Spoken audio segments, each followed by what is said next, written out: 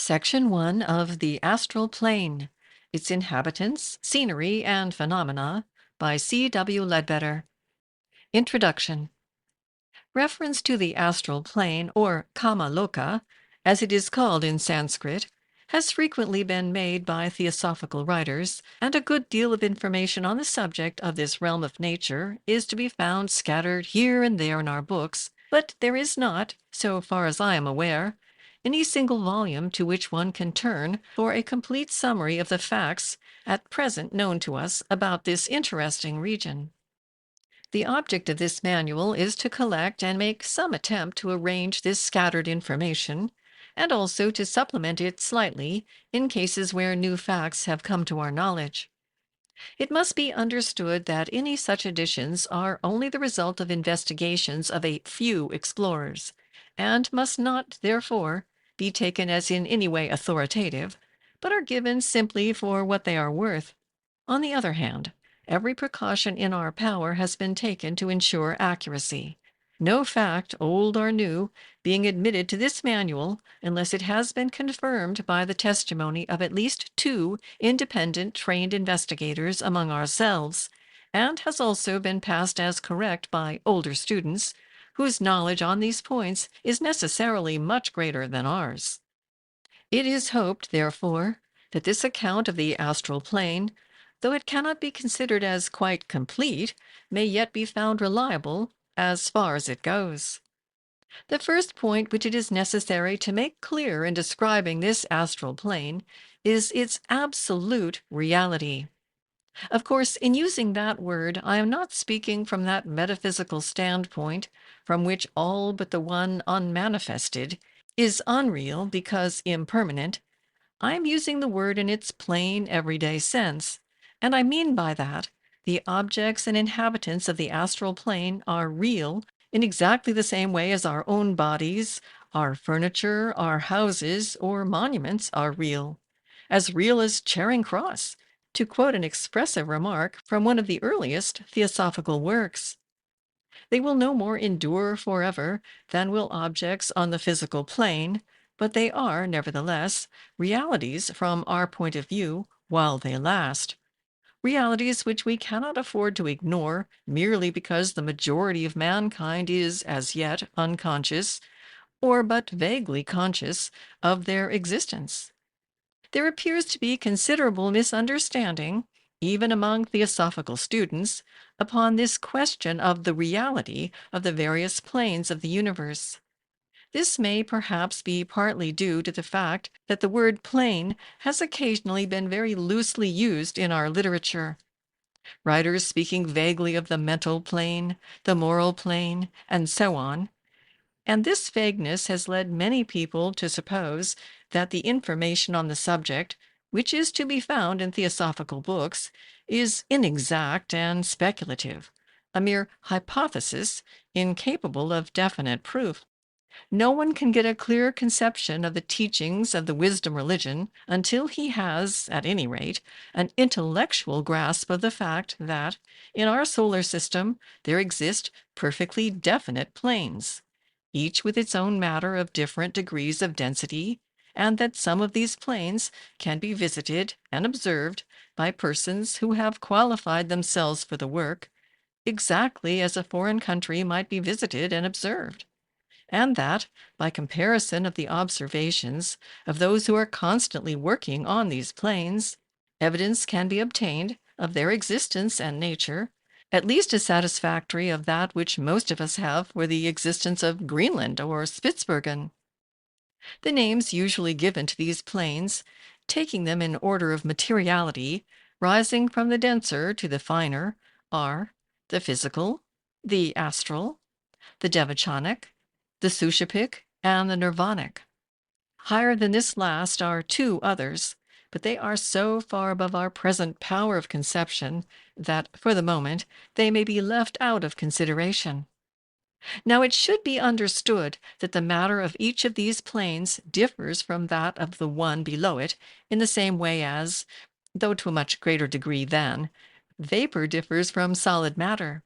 In fact, the states of matter which we call solid, liquid, and gaseous are merely the two lowest subdivisions of the matter belonging to this one physical plane.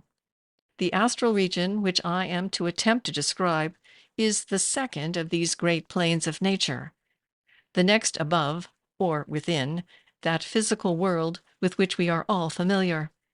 It has often been called the realm of illusion, not that it is itself any more illusory than the physical world, but because of the extreme unreliability of the impressions brought back from it by the untrained seer. This is to be accounted for mainly by two remarkable characteristics of the astral world.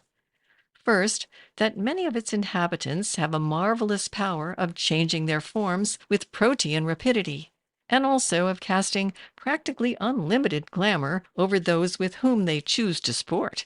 And secondly, that sight on that plane is a faculty very different from, and much more extended than, physical vision. An object is seen, as it were, from all sides at once,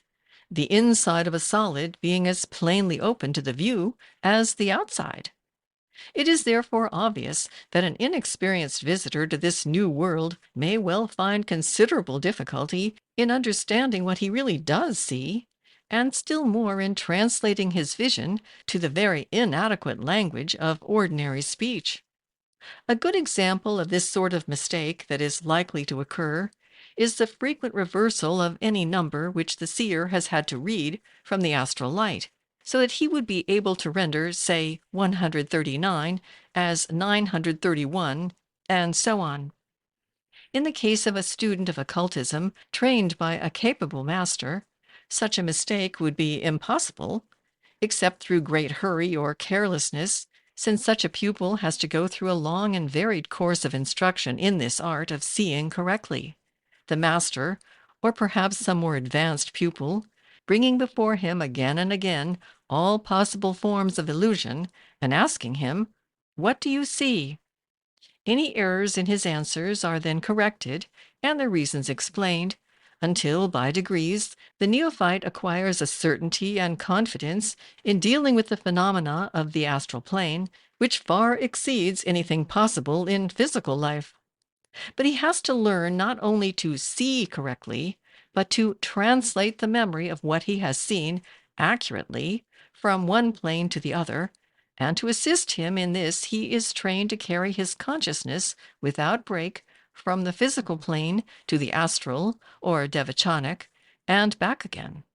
For until that can be done, there is always a possibility that his recollections may be partially lost or distorted during the blank interval which separates his periods of consciousness on the various planes. When the power of bringing over consciousness is perfectly acquired, the pupil will have the advantage of the use of all the astral faculties, not only while out of his body during sleep or trance, but also while fully awake in ordinary physical life. It has been the custom of some theosophists to speak with scorn of the astral plane and to treat it as entirely unworthy of attention. But that seems to me a somewhat mistaken view. Most assuredly, that at which we have to aim is the purely spiritual plane, and it would be most disastrous for any student to neglect that higher development and rest satisfied with the attainment of astral consciousness. There are some whose karma is such as to enable them to develop the purely spiritual faculties first of all, to overleap the astral plane for the time, as it were, and when afterwards they make its acquaintance, they have, if their spiritual development has been perfect, the immense advantage of dipping into it from above, with the aid of a spiritual insight which cannot be deceived, and a spiritual strength which nothing can resist. It is, however, a mistake to suppose, as some writers have done, that this is the only, or even the ordinary method adopted by the masters of wisdom with their pupils. Where it is possible, it saves much trouble, but for most of us, such progress by leaps and bounds has been forbidden by our own faults or follies in the past. All that we can hope for is to win our way slowly, step by step, and since this astral plane lies next to our world of denser matter, It is usually in connection with it that our earliest superphysical experiences take place. It is therefore by no means without interest to those of us who are but beginners in these studies, and a clear comprehension of its mysteries may often be of the greatest importance to us, not only by enabling us to understand many of the phenomena of the seance room, of haunted houses, and so forth, which would otherwise be inexplicable, but also to guard ourselves and others from possible dangers. The first introduction to this remarkable region comes to people in various ways. Some only once in their whole lives, under some unusual influence, become sensitive enough to recognize the presence of one of its inhabitants, and perhaps, because the experience does not repeat itself, come in time to believe that on that occasion they must have been victims of hallucination. Others find themselves with increasing frequency seeing and hearing something to which those around them are blind and deaf. Others again, and perhaps this is the commonest experience of all, begin to recollect with greater and greater clearness that which they have seen or heard on that other plane during sleep.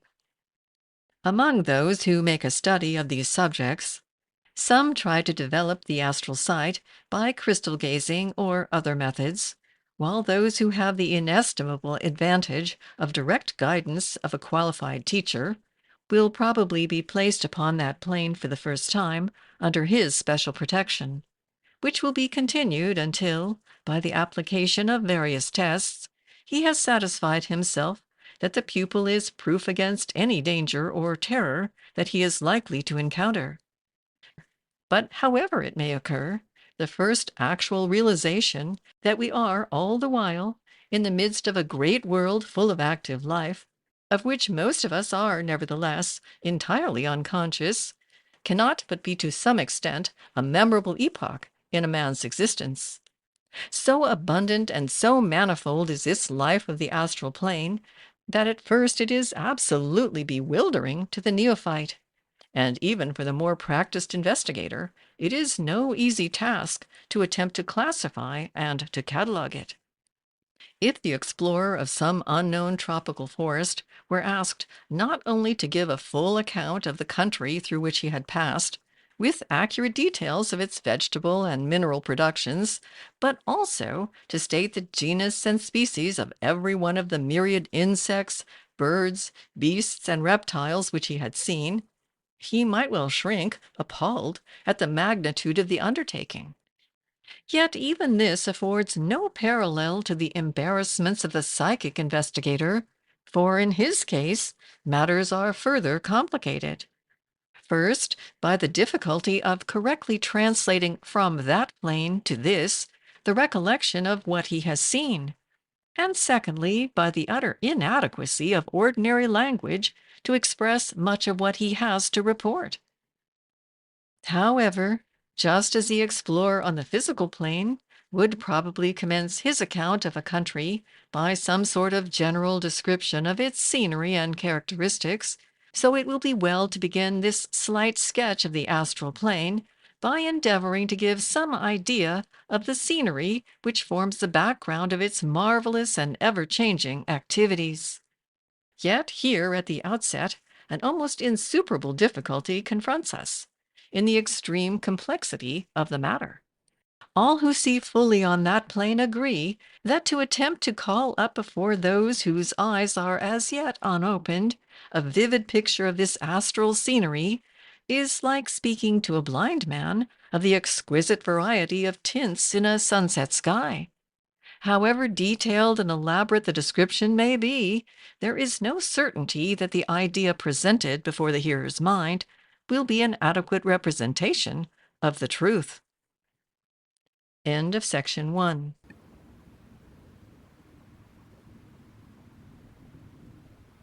Scenery. First of all, then, it must be understood that the astral plane has 7 subdivisions, each of which has its corresponding degree of materiality and its corresponding condition of matter. Now, numbering these from the highest and least material downwards, we find that they naturally fall into 3 classes. divisions 1, 2, and 3 forming one such class, and 4, 5, and 6 another, while the seventh and lowest of all stands alone. The difference between the matter of one of these classes and the next would be commensurable with that between a solid and a liquid, while the difference between the matter of the subdivisions of a class would rather resemble that between two kinds of solid, such as, say, steel and sand. Putting aside for the moment the seventh, we may say that divisions 4, 5, and 6 of the astral plane have for their background the physical world we live in and all its familiar accessories. Life on the sixth division is simply our ordinary life on this earth, minus the physical body and its necessities, while, as it ascends through the fifth and fourth divisions, it becomes less and less material, and is more and more withdrawn from our lower world and its interests. The scenery of these lower divisions, then, is that of the earth as we know it, but it is also very much more. For when looked at from this different standpoint, with the assistance of the astral senses, even purely physical objects present a very different appearance. As has already been mentioned, they are seen by one whose eyes are fully opened, not as usual from one point of view, but from all sides at once, an idea in itself sufficiently confusing.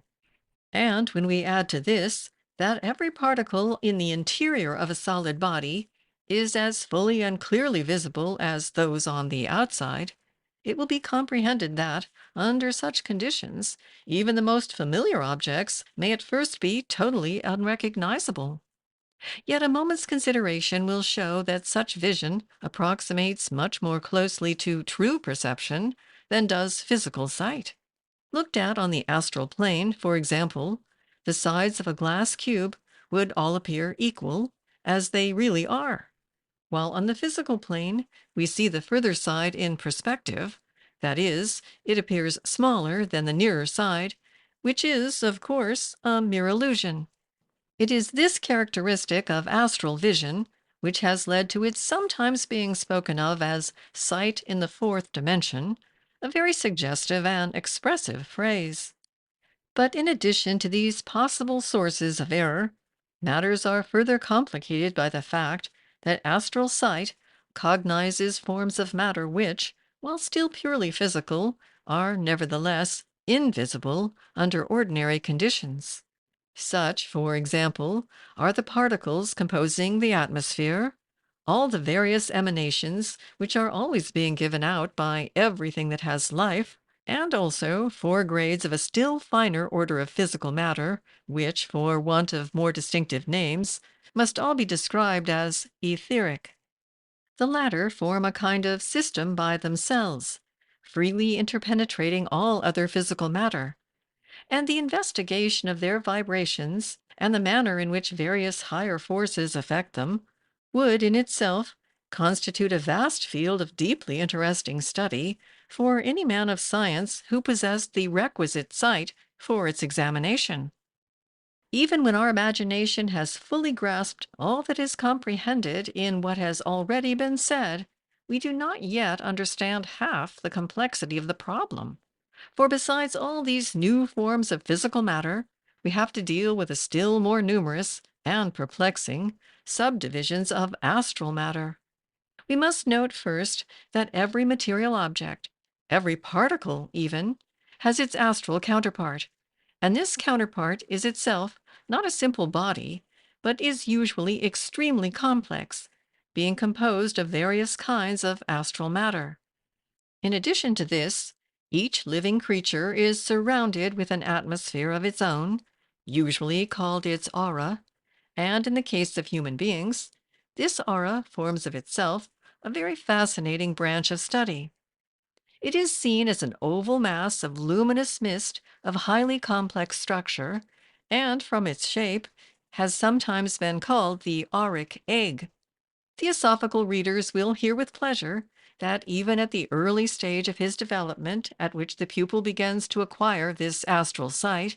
he is able to assure himself by direct observation of the accuracy of the teaching given through our great founder, Madame Blavatsky, on the subject of some, at least, of the seven principles of man. In regarding his fellow man, he no longer sees only his outer appearance. Exactly coextensive with that physical body, he clearly distinguishes the etheric double, which in theosophical literature has usually been called the linga sharira, while the jiva, as it is absorbed and specialized into prana, as it circulates in rosy light throughout the body,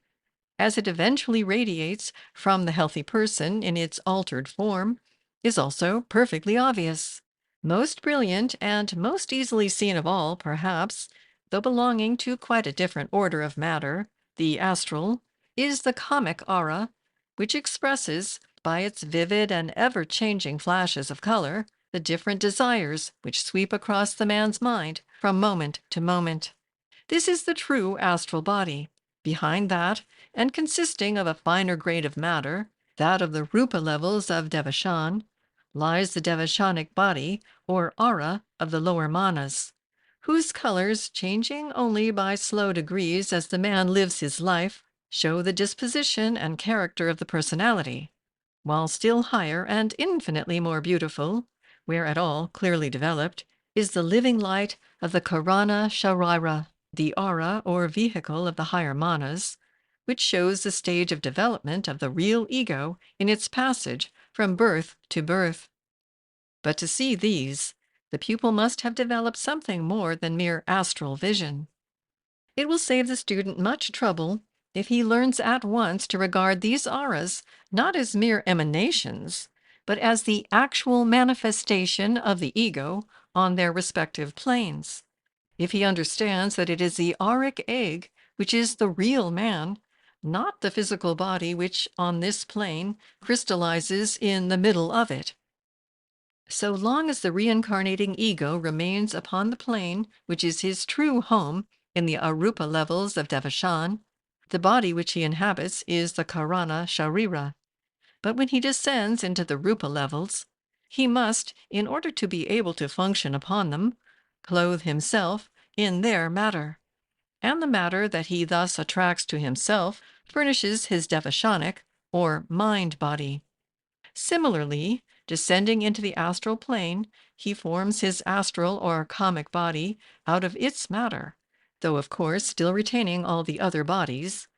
And on his still further descent to this lowest plane of all, the physical body is formed in the midst of the auric egg, which thus contains the entire man. Further accounts of these auras will be found in Transaction number 18 of the London Lodge, and in a recent article of mine in the Theosophist, but enough has been said here to show that they all occupy the same space, which, by the way, they share also with the physical health aura, the finer interpenetrating the grosser. It needs careful study and much practice to enable the neophyte to distinguish clearly at a glance the one from the other. Nevertheless, the human aura, or more usually some one part of it only, is not infrequently one of the first purely astral objects seen by the untrained, though in such a case its indications are naturally very likely to be misunderstood. Though the comic aura, from the brilliancy of its flashes of color, may often be more conspicuous, the nerve ether and the etheric double are really of a much denser order of matter, being, strictly speaking, within the limits of the physical plane, though invisible to ordinary sight. It has been the custom in theosophical literature to describe the lingua sharira as the astral counterpart of the human body, the word astral having been usually applied to everything beyond the cognition of our physical senses. As closer investigation enables us to be more precise in the use of our terms, however, we find ourselves compelled to admit much of this invisible matter as purely physical, and therefore to define the lingua sharira no longer as the astral, but as the etheric double. This seems an appropriate name for it, since it consists of various grades of that matter which scientists call ether,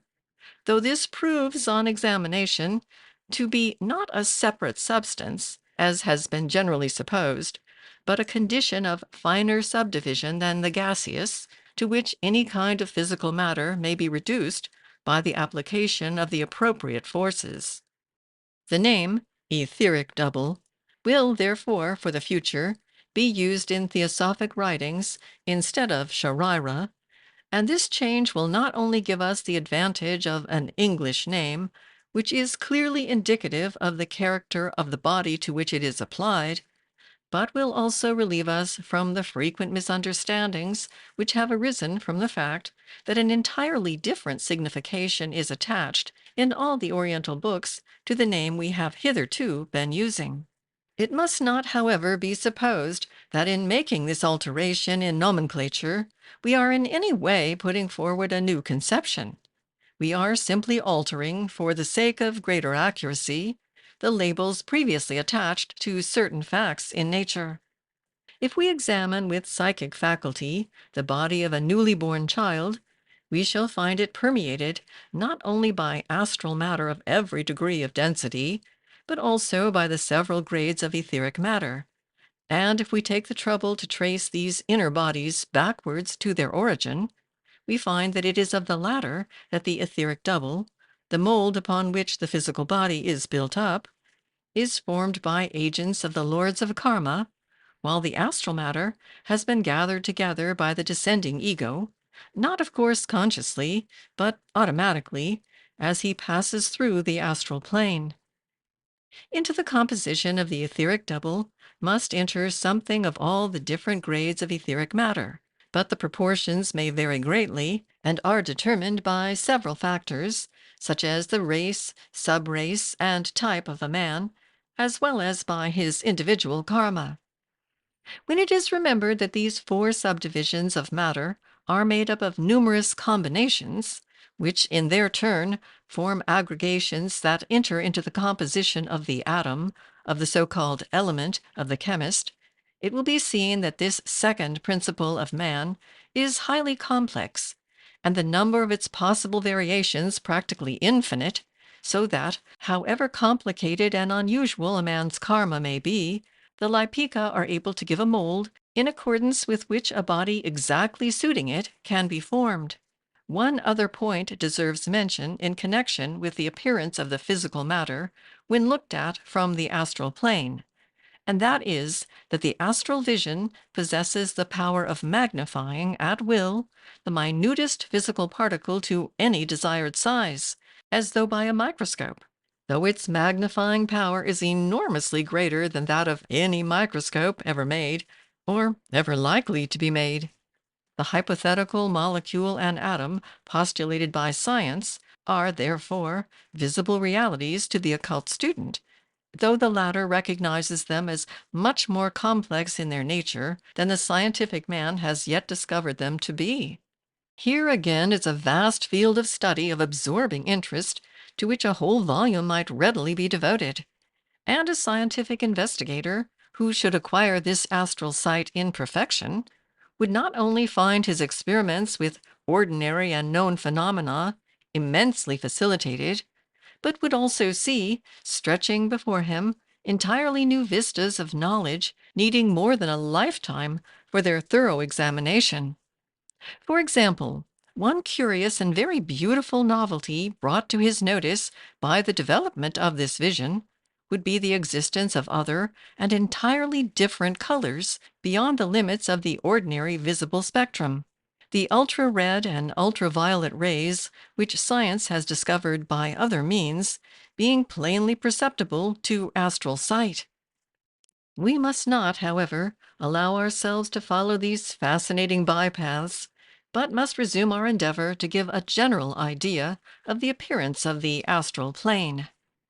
It will by this time be obvious that, though, as stated above, the ordinary objects of the physical world form the background to life on certain levels of the astral plane, yet so much more is seen of their real appearance and characteristics that the general effect differs widely from that with which we are familiar. For the sake of illustration, take a rock as an example of the simpler class of objects. When regarded with trained sight, it is no mere inert mass of stone. First of all, the whole of the physical matter of the rock is seen instead of a very small part of it. Secondly, the vibrations of its physical particles are perceptible. Thirdly, it is seen to possess an astral counterpart composed of various grades of astral matter, whose particles are also in constant motion. Fourthly, the jiva, or universal life, is seen to be circulating through it and radiating from it. Fifthly, an aura will be seen surrounding it, though this is, of course, much less extended and varied than in the case of the higher kingdoms.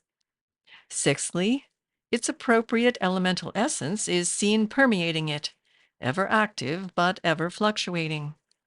In the case of the vegetable, animal, and human kingdoms, the complications are naturally much more numerous.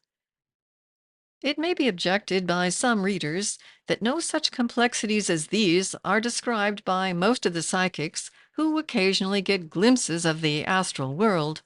nor are they reported at seances by the entities that manifest there. But this is readily accounted for. Few untrained persons on that plane, whether living or dead, see things as they really are until after a very long experience. Even those who do see fully are often too dazed and confused to understand or remember, and among the very small minority who both see and remember, there are hardly any who can translate the recollection into language on our lower plane. Many untrained psychics never examine their visions scientifically at all. They simply obtain an impression which may be quite correct, but may also be half false or even wholly misleading. All the more probable does the latter hypothesis become when we take into consideration the frequent tricks played by sportive denizens of the other world, against which the untrained person is usually absolutely defenseless. It must also be remembered that the regular inhabitant of the astral plane, whether he be human or elemental, is, under ordinary circumstances, conscious only of the objects of that plane, physical matter being to him as entirely invisible as is astral matter to the majority of mankind. Since, as before remarked, every physical object has its astral counterpart, which would be visible to him, it may be thought that the distinction is a trivial one, yet it is an essential part of the symmetrical conception of the subject. If, however, an astral entity constantly works through a medium, these finer astral senses may gradually be so coarsened as to become insensible to the higher grades of matter on their own plane, and to include in their purview the physical world as we see it instead. But only the trained visitor from this life, who is fully conscious on both planes, can depend upon seeing both clearly and simultaneously.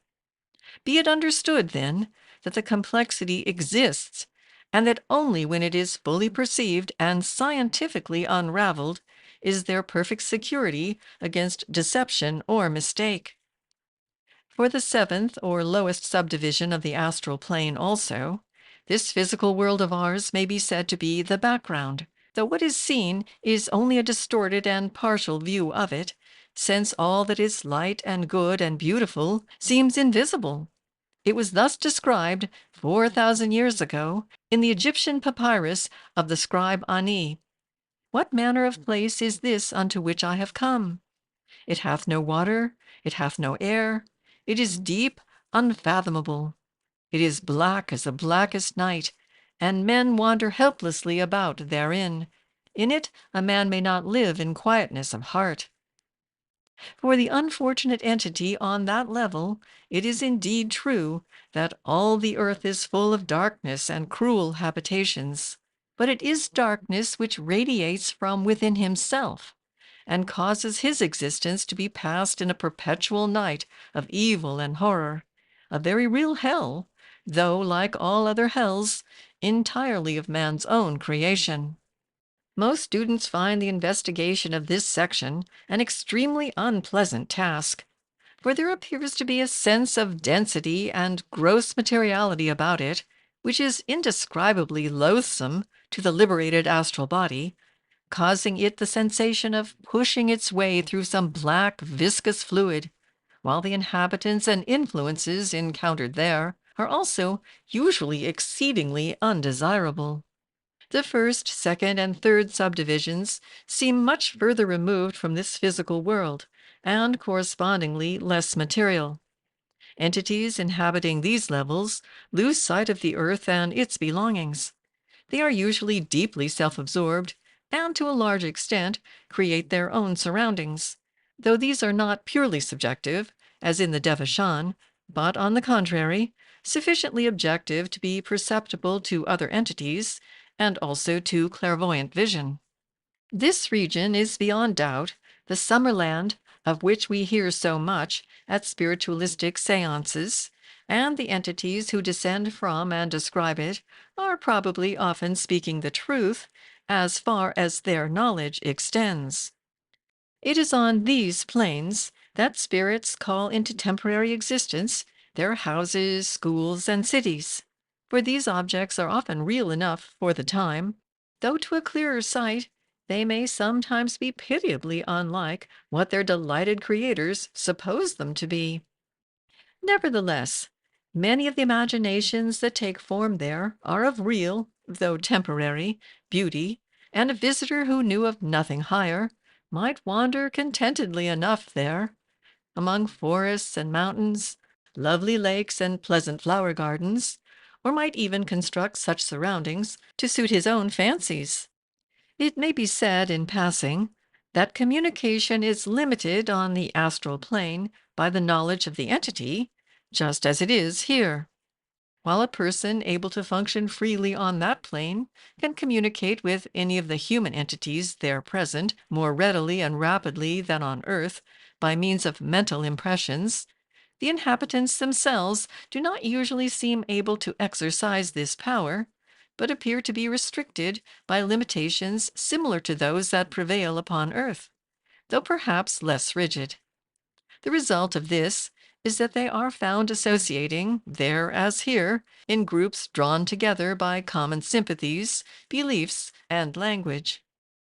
An account of the scenery of the astral plane would be incomplete without mention of what are commonly called the records of the astral light, the photographic representation of all that has ever happened. These records are really and permanently impressed upon that higher medium called the akasha, and are only reflected in a more or less spasmodic manner in the astral light, so that one whose power of vision does not rise above this plane will be likely to obtain only occasional and disconnected pictures of the past instead of a coherent narrative. But nevertheless, pictures of all kinds of past events are constantly being reproduced on the astral plane and form an important part of the surroundings of the investigator there. End of section 2.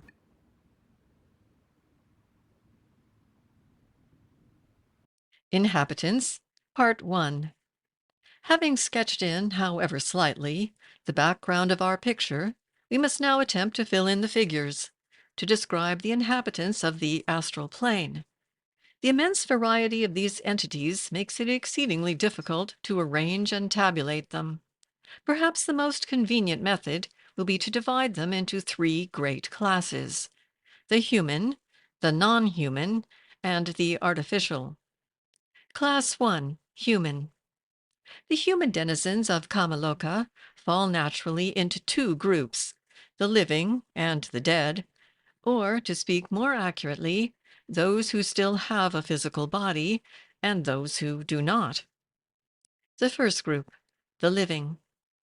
The entities which manifest on the astral plane during physical life may be subdivided into four classes. 1. The adept or chela in the Maya Varupa. This body is the artificial vehicle used on the four lower or rupa divisions of the devachanic plane by those capable of functioning there during earth life, and is formed out of the substance of the mind body.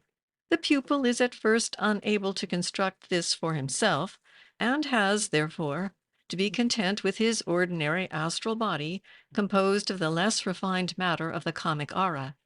But at a certain stage of his progress, the master himself forms his Maya Varupa for him, for the first time, and afterwards instructs and assists him until he can make it for himself easily and expeditiously. When this faculty is attained, this vehicle is habitually used in place of the grosser astral body, since it permits of instant passage from the astral to the devachanic plane and back again at will, and allows of the use at all times of the higher powers belonging to its own plane. It must be noted, however, that a person traveling in the Mayavarupa is not perceptible to merely astral vision unless he chooses to make himself so by gathering around him particles of astral matter, and so creating for himself a temporary body suitable to that plane, though such a temporary creation would resemble the ordinary astral body only as a materialization resembles the physical body. In each case, it is a manifestation of a higher entity on a lower plane in order to make himself visible to those whose senses cannot yet transcend that plane.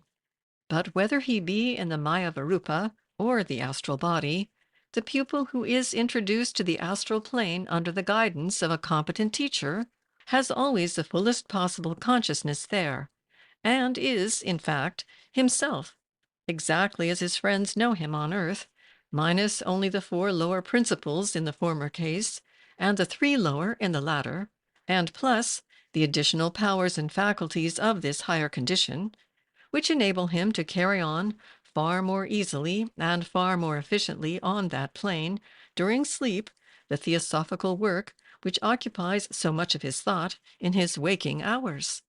Whether he will remember fully and accurately on the physical plane what he has done or learnt on the other depends largely, as stated before, upon whether he is able to carry his consciousness without intermission from one state to the other. 2. The psychically developed person who is not under the guidance of a master. Such a person may or may not be spiritually developed, for the two forms of advancement do not necessarily go together, and when a man is born with psychic powers, it is simply the result of efforts made during a previous incarnation, which may have been of the noblest and most unselfish character, or, on the other hand, may have been ignorant and ill-directed, or even entirely unworthy. Such a one will usually be perfectly conscious when out of the body, but for want of proper training, is liable to be greatly deceived as to what he sees. He will often be able to range through the different subdivisions of the astral plane almost as fully as persons belonging to the last class, but sometimes he is especially attracted to some one division and rarely travels beyond its influences. His recollection of what he has seen may vary according to the degree of his development, through all the stages, from perfect clearness to utter distortion or blank oblivion. He will appear always in the astral body, since, by the hypothesis, he does not know how to form the Maya Varupa. 3. The ordinary person. That is, the person without any psychic development, floating about in his astral body in a more or less unconscious condition. In deep slumber, the higher principles in their astral vehicle almost invariably withdraw from the body and hover in its immediate neighborhood, practically almost as much asleep as the latter. In some cases, however, this astral vehicle is less lethargic and floats dreamily about on the various astral currents, occasionally recognizing other people in a similar condition and meeting with experiences of all sorts, pleasant and unpleasant, the memory of which, hopelessly confused and often travestied into a grotesque caricature of what really happened, will cause the man to think next morning what a remarkable dream he has had. These extruded astral bodies are almost shapeless and very indefinite in outline in the case of the more backward races and individuals, but as the man develops in intellect and spirituality, his floating astral becomes better defined and more closely resembles his physical encasement. Since the psychical faculties of mankind are in course of evolution, and individuals are at all stages of their development, this class naturally melts by imperceptible gradations into the former one. 4. the Black Magician or his pupil. This class corresponds closely to the first, except that the development has been for evil instead of good, and the powers acquired are used for purely selfish purposes instead of for the benefit of humanity. Among its lower ranks come members of the Negro race who practice the ghastly rites of Obeah or voodoo schools, and the medicine men of many a savage tribe, while higher in intellect, and therefore the more blameworthy, stand the Tibetan black magicians, who are often, though incorrectly, called by Europeans Dugpas, a title properly belonging, as is quite correctly explained by Surgeon Major Waddell in his recent work on the Buddhism of Tibet, only to the Bhutanese subdivision of the great Khargyu sect, which is part of what may be called the semi-reformed school of Tibetan Buddhism. The Dugpas no doubt deal in tantric magic to a considerable extent, but the real red-hatted, entirely unreformed sect is that of the Nin Mapa, though far beyond them, in a still lower depth, lie the Bonpa, the votaries of the aboriginal religion who have never accepted any form of Buddhism at all. It must not, however, be supposed that all Tibetan sects, except the Gulagpa, are necessarily and altogether evil. A truer view would be that, as the rules of the other sects permit considerably greater laxity of life and practice, the proportion of self-seekers among them is likely to be much larger than among the stricter reformers. The investigator will occasionally meet on the astral plane students of occultism from all parts of the world, belonging to lodges quite unconnected with the masters of whom theosophists know most, who are in many cases most earnest and self-sacrificing seekers after truth. It is noteworthy, however, that all such lodges are at least aware of the existence of the great Himalayan Brotherhood and acknowledge it as containing among its members the highest adepts now known on earth. The second group, the dead. To begin with, of course, this very word dead is an absurd misnomer, as most of the entities classified under this heading are as fully alive as we are ourselves. The term must be understood as meaning those who are, for the time, unattached to a physical body. They may be subdivided into 9 principal classes as follows. 1. The Nirmana Kaya. This class is just mentioned in order to make the catalog complete. It is, of course, very rarely indeed that so exalted a being manifests himself upon so low a plane as this. When for any reason connected with his sublime work he found it desirable to do so, he would probably create a temporary astral body for the purpose, just as the adept in the Mayavarupa would do, since the more refined vesture would be invisible to astral sight. Further information about the position and work of the Nirmanakayas may be found in Madame Blavatsky's Theosophical Glossary and The Voice of the Silence. 2. The Cella awaiting reincarnation. It has frequently been stated in theosophical literature that when the pupil reaches a certain stage, he is able, with the assistance of his master, to escape from the action of what is in ordinary cases the law of nature, which carries a human being into the devachanic condition after death, there to receive his due reward in the full working out of all the spiritual forces which his highest aspirations have set in motion while on earth. As the pupil must, by the hypothesis, be a man of pure life and high thought, it is probable that in his case these spiritual forces will be of abnormal strength, and therefore if he, to use the technical expression, takes his devachan, it is likely to be an extremely long one. But if instead of taking it, he chooses the path of renunciation, thus even at his low level and in his humble way, beginning to follow the footsteps of the great master of renunciation, Gautama Buddha himself, he is able to expend that reserve of force in quite another direction, to use it for the benefit of mankind, and so, infinitesimal though his offering may be, to take his tiny part in the great work of the Nirmanakayas. By taking this course, he no doubt sacrifices centuries of intense bliss, but on the other hand, he gains the enormous advantage of being able to continue his life of work and progress without a break.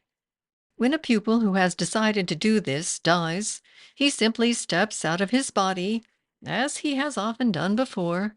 and waits upon the astral plane until a suitable reincarnation can be arranged for him by his master.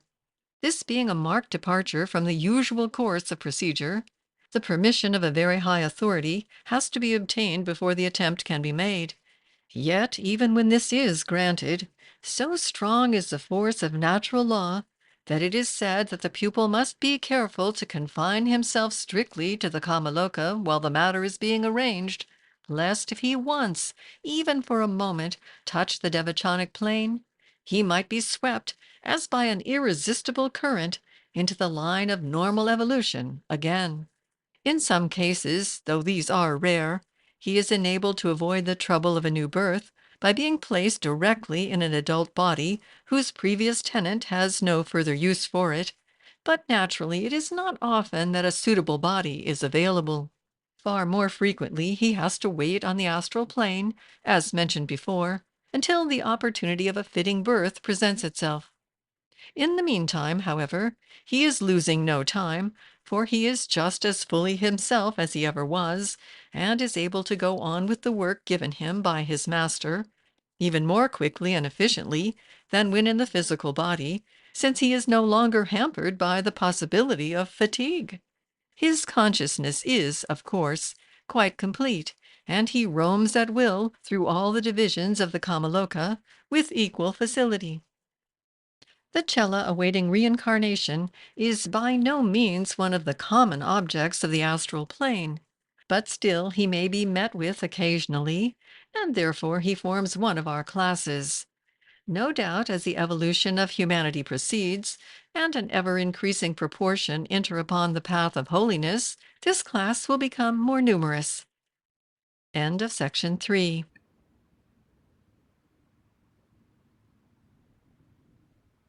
Inhabitants, Part 2, The Dead, continued. 3. The ordinary person after death. Needless to say, this class is millions of times larger than those of which we have spoken, and the character and condition of its members vary within extremely wide limits. Within similarly wide limits may vary also the length of their lives upon the astral plane, for while there are those who pass only a few days or hours there, others remain upon this level for many years and even centuries. A man who has led a good and pure life, whose strongest feelings and aspirations have been unselfish and spiritual, will have no attraction to this plane, and will, if entirely left alone, find little to keep him upon it, or to awaken him into activity, even during the comparatively short period of his stay. For it must be understood that after death, the true man is withdrawing into himself, and just as at the first step of that process he casts off the physical body,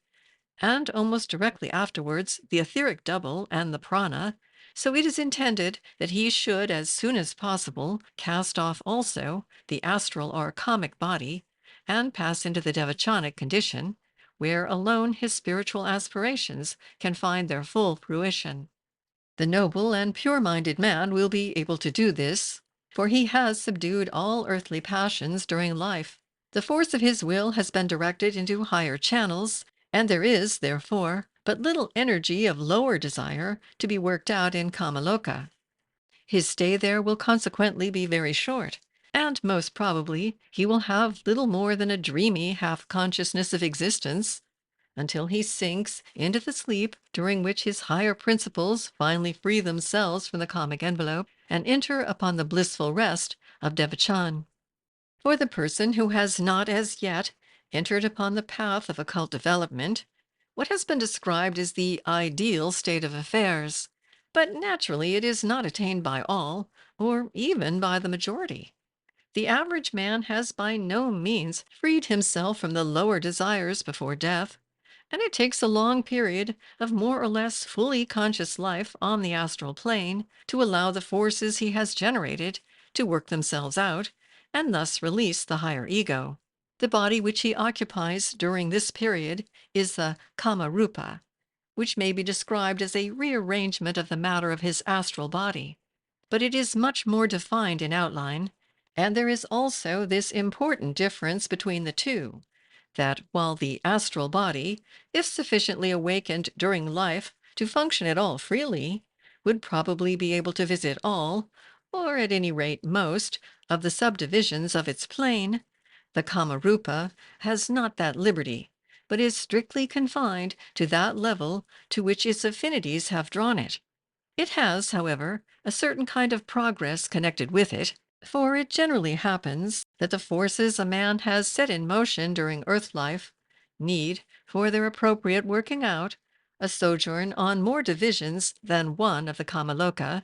and when this is the case, a regular sequence is observed, commencing with the lowest, so that when the Kamarupa has exhausted its attractions to one level, the greater part of its grosser particles fall away, and it finds itself in affinity with a somewhat higher state of existence. Its specific gravity, as it were, is constantly decreasing, and so it steadily rises from the denser to the lighter strata, pausing only when it is exactly balanced for a time.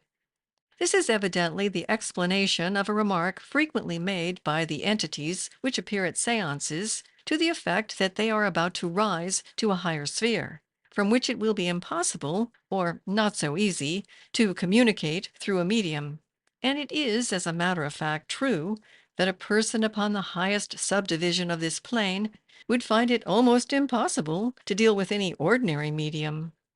It ought perhaps to be explained here that the definiteness of outline, which distinguishes the Kamarupa from the astral body, is of an entirely different character from that definiteness which was described as a sign of progress in the astral of the man before death.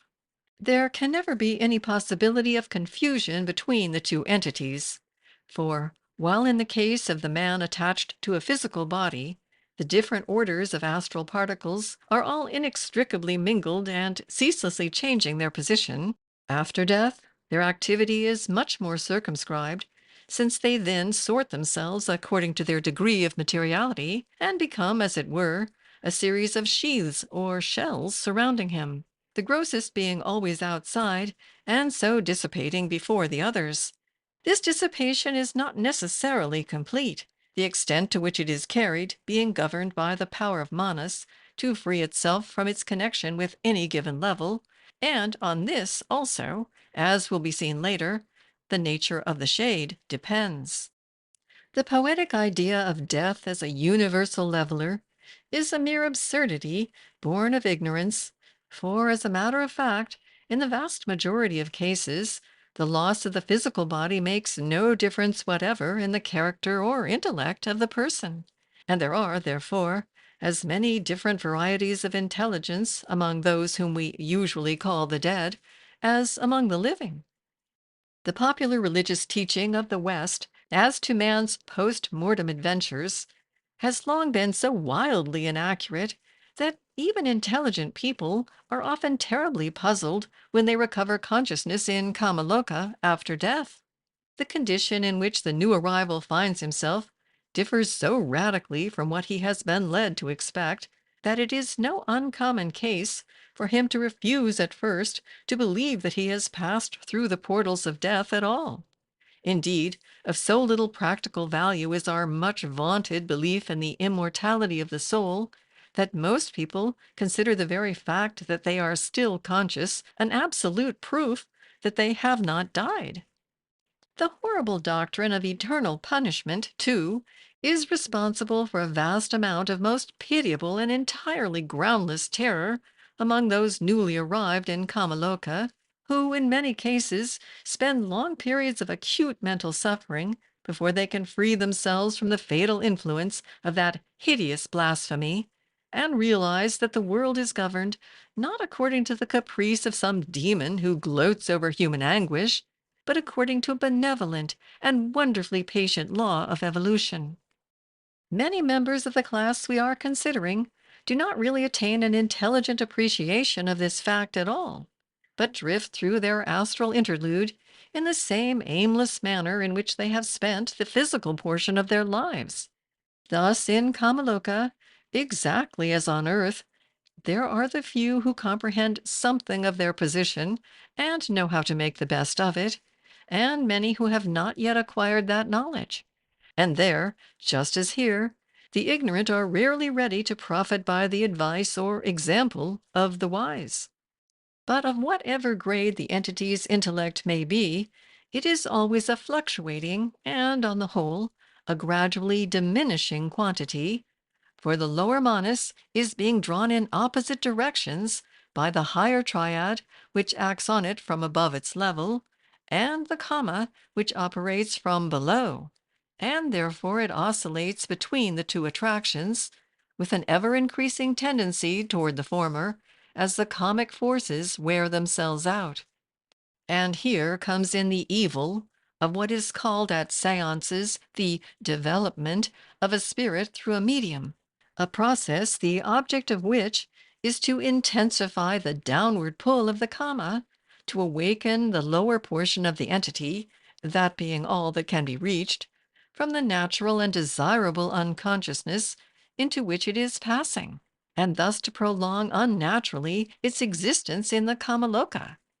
The peculiar danger of this will be seen when it is recollected that the real man is all the while steadily withdrawing into himself, and is, therefore, as time goes on, less and less able to influence or guide this lower portion, which, nevertheless, until the separation is complete, has the power to generate karma, and, under the circumstances, is obviously far more likely to add evil than good to its record.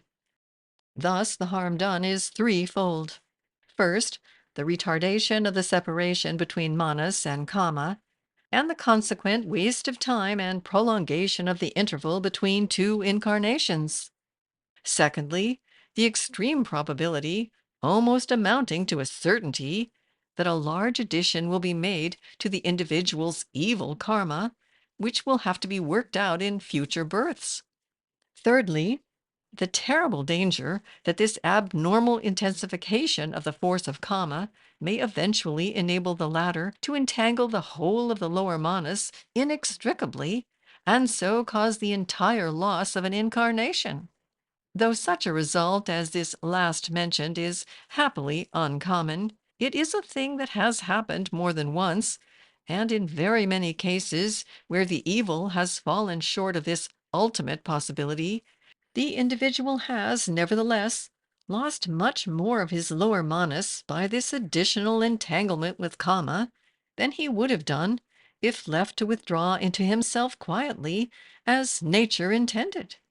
It is not to be denied that a certain amount of good may occasionally be done to very degraded entities at spiritualistic circles, but the intention of nature, obviously, is that such assistance should be given, as it frequently is, by occult students who are able to visit the astral plane during Earth life,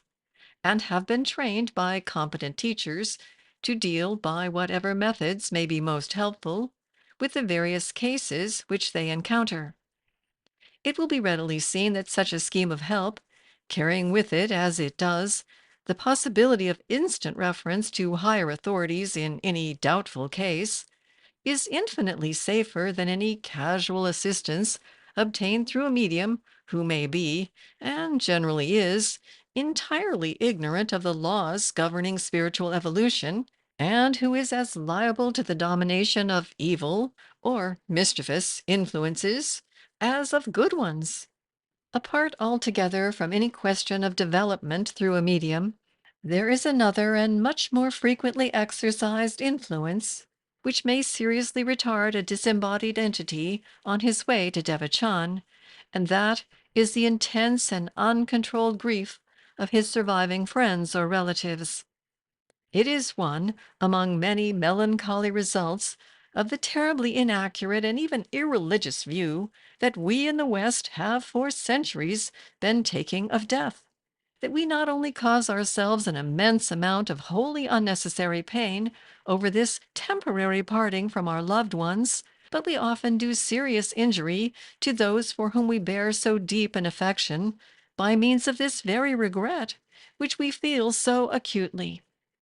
As one of our ablest writers has recently told us, when our departed brother is sinking peacefully and naturally into pre-devachanic unconsciousness, quote, an awakening may be caused by the passionate sorrow and desires of friends left on earth, and these, violently vibrating the kamic elements in the disembodied persons, may set up vibrations in the kamarupa of the disembodied,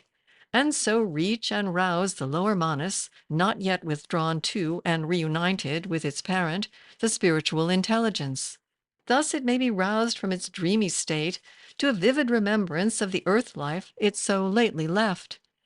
This awakening is often accompanied by acute suffering, and even if this be avoided, the natural process of the triad freeing itself is rudely disturbed, and the completion of its freedom is delayed. End quote.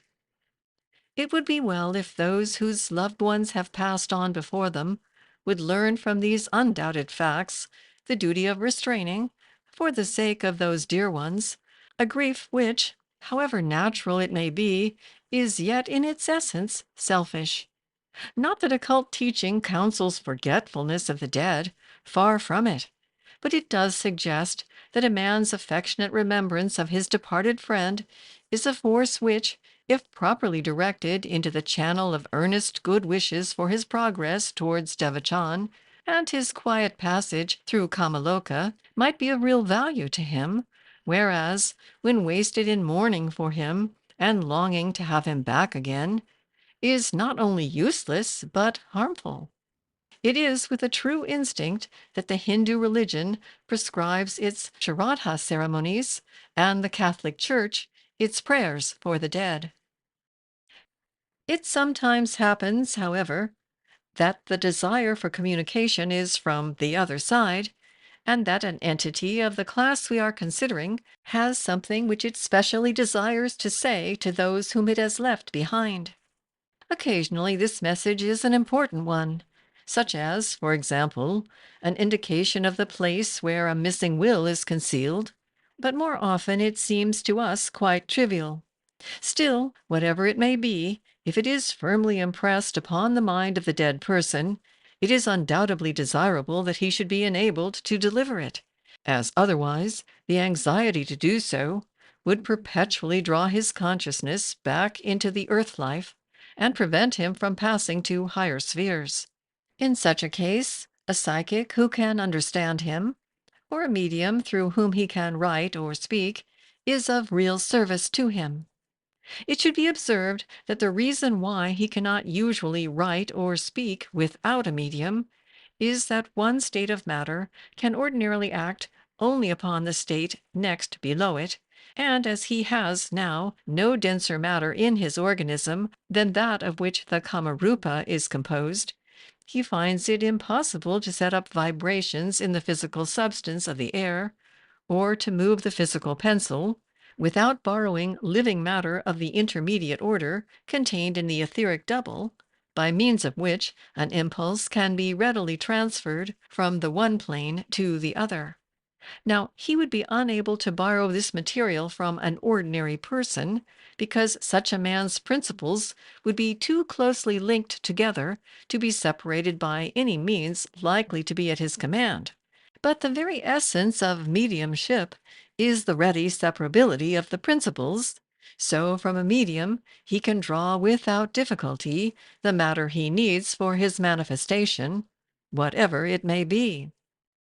When he cannot find a medium, or does not understand how to use one, he sometimes makes clumsy and blundering endeavors to communicate on his own account, and by the strength of his will he sets elemental forces blindly working, perhaps producing such apparently aimless manifestations as stone throwing, bell ringing, and so forth. It consequently frequently happens that a psychic or medium going to a house where such manifestations are taking place may be able to discover what the entity who produces them is attempting to say or do, and may thus put an end to the disturbance. This would not, however, invariably be the case, as these elemental forces are occasionally set in motion by entirely different causes.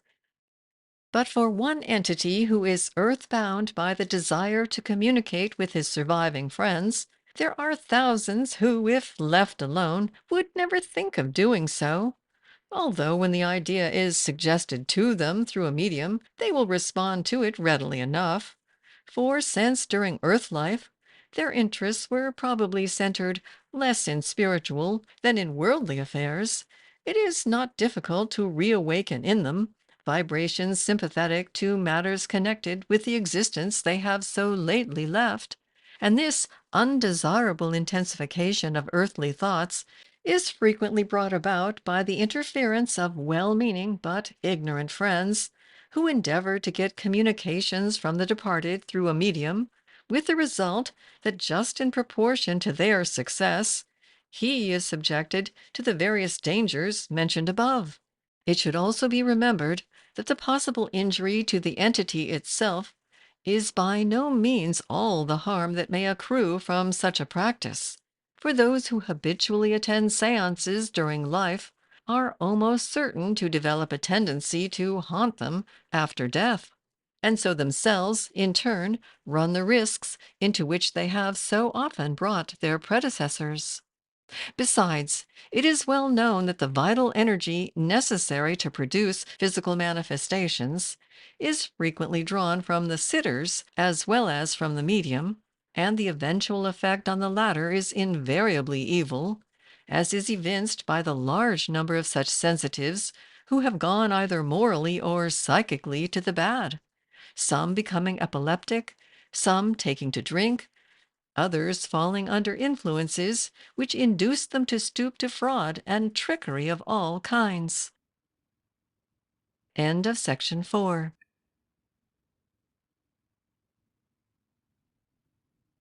Inhabitants, the dead, continued. 4. The shade. When the separation of the principles is complete, the Kamaloka life of the person is over, and, as before stated, he passes into the devachanic condition. But just as when he dies to this plane, he leaves his physical body behind him, so when he dies to the astral plane, he leaves his kamarupa behind him. If he has purged himself from all earthly desires during life, and directed all his energies into the channels of unselfish spiritual aspiration, his higher ego will be able to draw back into itself the whole of the lower manas, which it put forth into incarnation. In that case, the Kamarupa left behind on the astral plane will be a mere corpse, like the abandoned physical body, and it will then come not into this class, but into the next. Even in the case of a man of somewhat less perfect life, almost the same result may be attained if the forces of lower desire are allowed to work themselves out undisturbed in Kamaloka.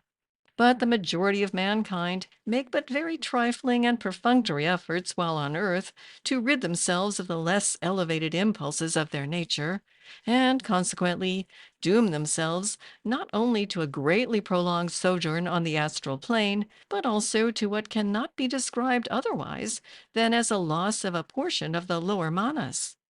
This is, no doubt, a very material method of expressing the great mystery of the reflection of the higher manas in the lower.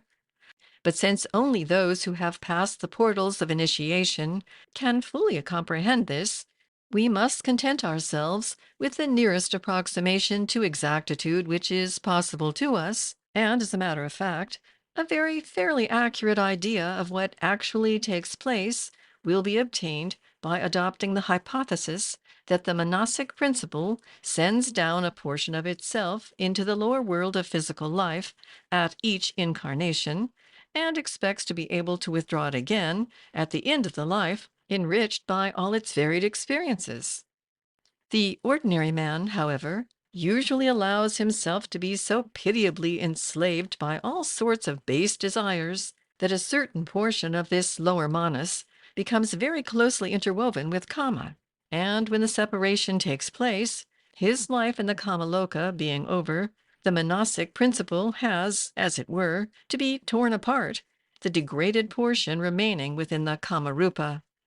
This kamarupa, then, consists of the particles of astral matter from which the lower manas has not been able to disengage itself, and which, therefore, retain it captive.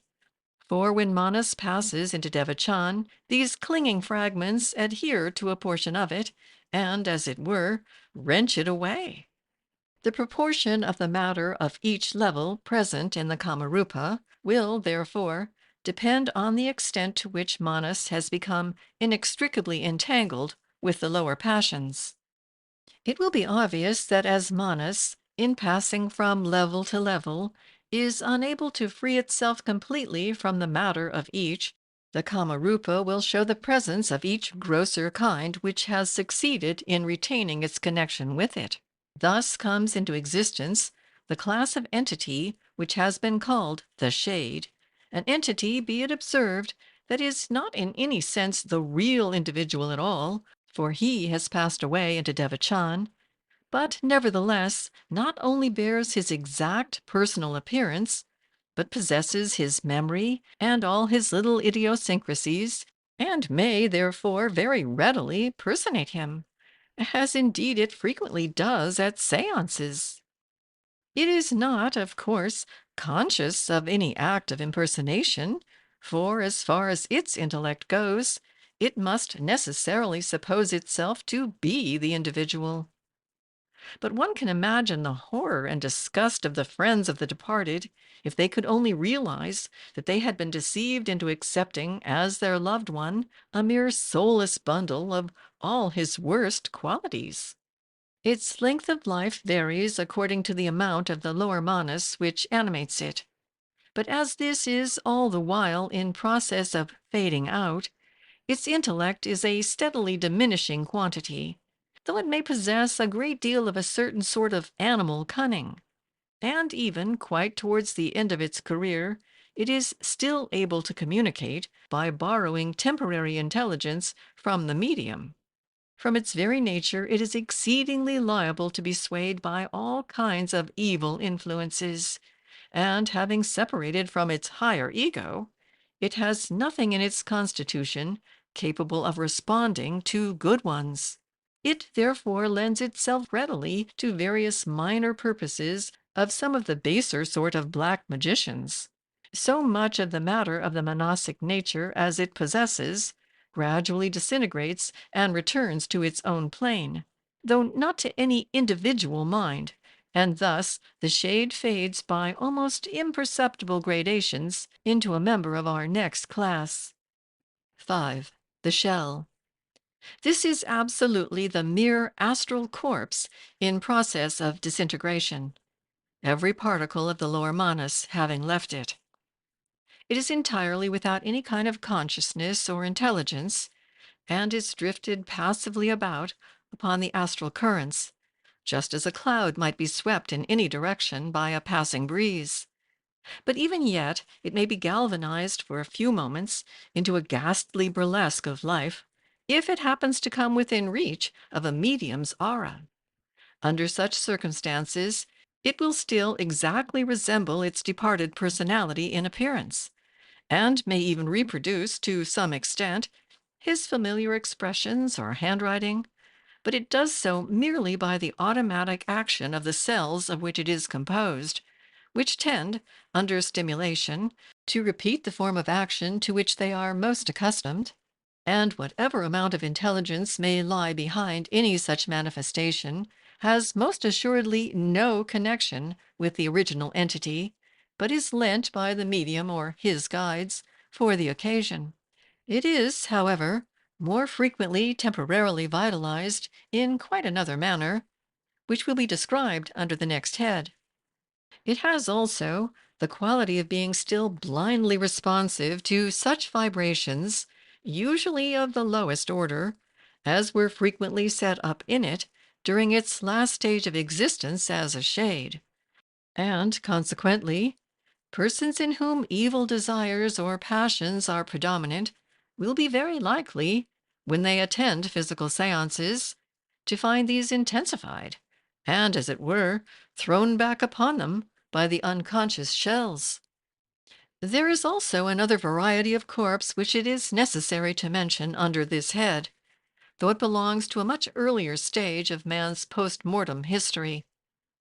It has been stated above that after the death of the physical body, the kama rupa is comparatively quickly formed,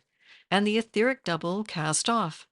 this latter body being destined to slow disintegration, precisely as is the kamaruptic shell at a later stage of the proceedings. This etheric shell, however, is not to be met with drifting aimlessly about, as is the variety with which we have hitherto been dealing.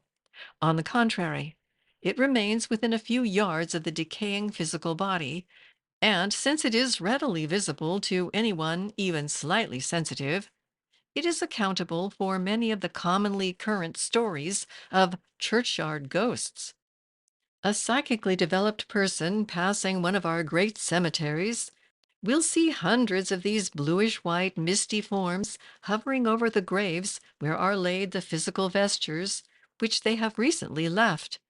And as they, like their lower counterparts, are in various stages of disintegration, the sight is by no means a pleasant one. This, also, like the other kind of shell, is entirely devoid of consciousness and intelligence, and though it may, under certain circumstances, be galvanized into a very horrible form of temporary life, this is possible only by means of some of the most loathsome rites of one of the worst forms of black magic, about which the less said, the better. It will thus be seen that in the successive stages of his progress from earth life to devachan, man casts off and leaves to slow disintegration no less than three corpses: the physical body, the etheric double, and the kamarupa, all of which are by degrees resolved into their constituent elements and utilized anew on their respective planes by the wonderful chemistry of nature. 6. The vitalized shell. This entity ought not, strictly speaking, to be classified under the head human at all, since it is only its outer vesture, the passive, senseless shell that was once an appendage of humanity. Such life, intelligence, desire, and will as it may possess are those of the artificial elemental animating it, and that, though in terrible truth a creation of man's evil thought, is not itself human. It will, therefore, perhaps be better to deal with it more fully under its appropriate class among the artificial entities, as its nature and genesis will be more readily comprehensible by the time that part of our subject is reached. Let it suffice here to mention that it is always a malevolent being, a true tempting demon, whose evil influence is limited only by the extent of its power. Like the shade, it is frequently used to further the horrible purposes of the voodoo and obeah forms of magic. Some writers have spoken of it under the name elementary, but as that title has, at one time or another, been used for almost every variety of post-mortem entity, it has become so vague and meaningless that it is, perhaps, better to avoid it. 7. The suicide, or victim of sudden death. It will be readily understood that a man who is torn from physical life hurriedly, while in full health and strength, whether by accident or suicide, finds himself upon the astral plane under conditions differing considerably from those which surround one who dies either from old age or from disease. In the latter case, the hold of earthly desires upon the entity is more or less weakened, and probably the very grossest particles are already got rid of, so that the kama-rupa will most likely form itself on the sixth or fifth subdivision of the kama-loka, or perhaps even higher. The principles have been gradually prepared for separation, and the shock is, therefore, not so great. In the case of the accidental death or suicide, none of these preparations have taken place, and the withdrawal of the principles from their physical encasement has been very aptly compared to the tearing of a stone out of an unripe fruit. A great deal of the grossest kind of astral matter still clings around the personality, which is consequently held in the seventh or lowest subdivision of the Kamaloka. This has already been described as anything but a pleasant abiding place, yet it is by no means the same for all those who are compelled, for a time, to inhabit it. Those victims of sudden death, whose earth lives have been pure and noble, have no affinity for this plane, and the time of their sojourn upon it is passed, to quote from an early letter on the subject, either in happy ignorance and full oblivion, or in a state of quiet slumber, a sleep full of rosy dreams. But on the other hand, if their earth lives have been low and brutal, selfish and sensual, they will, like the suicides, be conscious to the fullest extent in this undesirable region, and they are liable to develop into terribly evil entities, inflamed with all kinds of horrible appetites, which they can no longer satisfy directly now they are without a physical body. They gratify their loathsome passions vicariously through a medium or any sensitive person whom they can obsess, and they take a devilish delight in using all the arts of delusion which the astral plane puts in their power, in order to lead others into the same excesses which have proved so fatal to themselves. Quoting again from the same letter, quote, "These are pishas, the incubi and succubi of medieval writers, demons of thirst and gluttony, of lust and avarice, of intensified craft, wickedness and cruelty, provoking their victims to horrible crimes and reveling in their commission." End quote. From this class and the last are drawn the tempters, the devils of ecclesiastical literature. But their power fails utterly before purity of mind and purpose. They can do nothing with a man unless he has first encouraged in himself the vices into which they seek to draw him. One whose psychic sight has been opened will often see crowds of these unfortunate creatures hanging round butcher shops, public houses, or other even more disreputable places, wherever the gross influences in which they delight are to be found, and where they encounter men and women still in the flesh, who are like-minded with themselves. For such an entity as one of these to meet with the medium with whom he is in affinity is indeed a terrible misfortune. Not only does it enable him to prolong enormously his dreadful life in Kamaloka, but it renews for perhaps an indefinite period his power to generate evil karma, and so prepare for himself a future incarnation of the most degraded character, besides running the risk of losing a large portion, or even the whole, of the lower manas. On this lower level of the astral plane he must stay at least as long as his earthly life would have lasted if it had not been prematurely cut short. And if he is fortunate enough not to meet with a sensitive through whom his passions can be vicariously gratified, the unfulfilled desires will gradually burn themselves out, and the suffering caused in the process will probably go far towards working off the evil karma of the past life.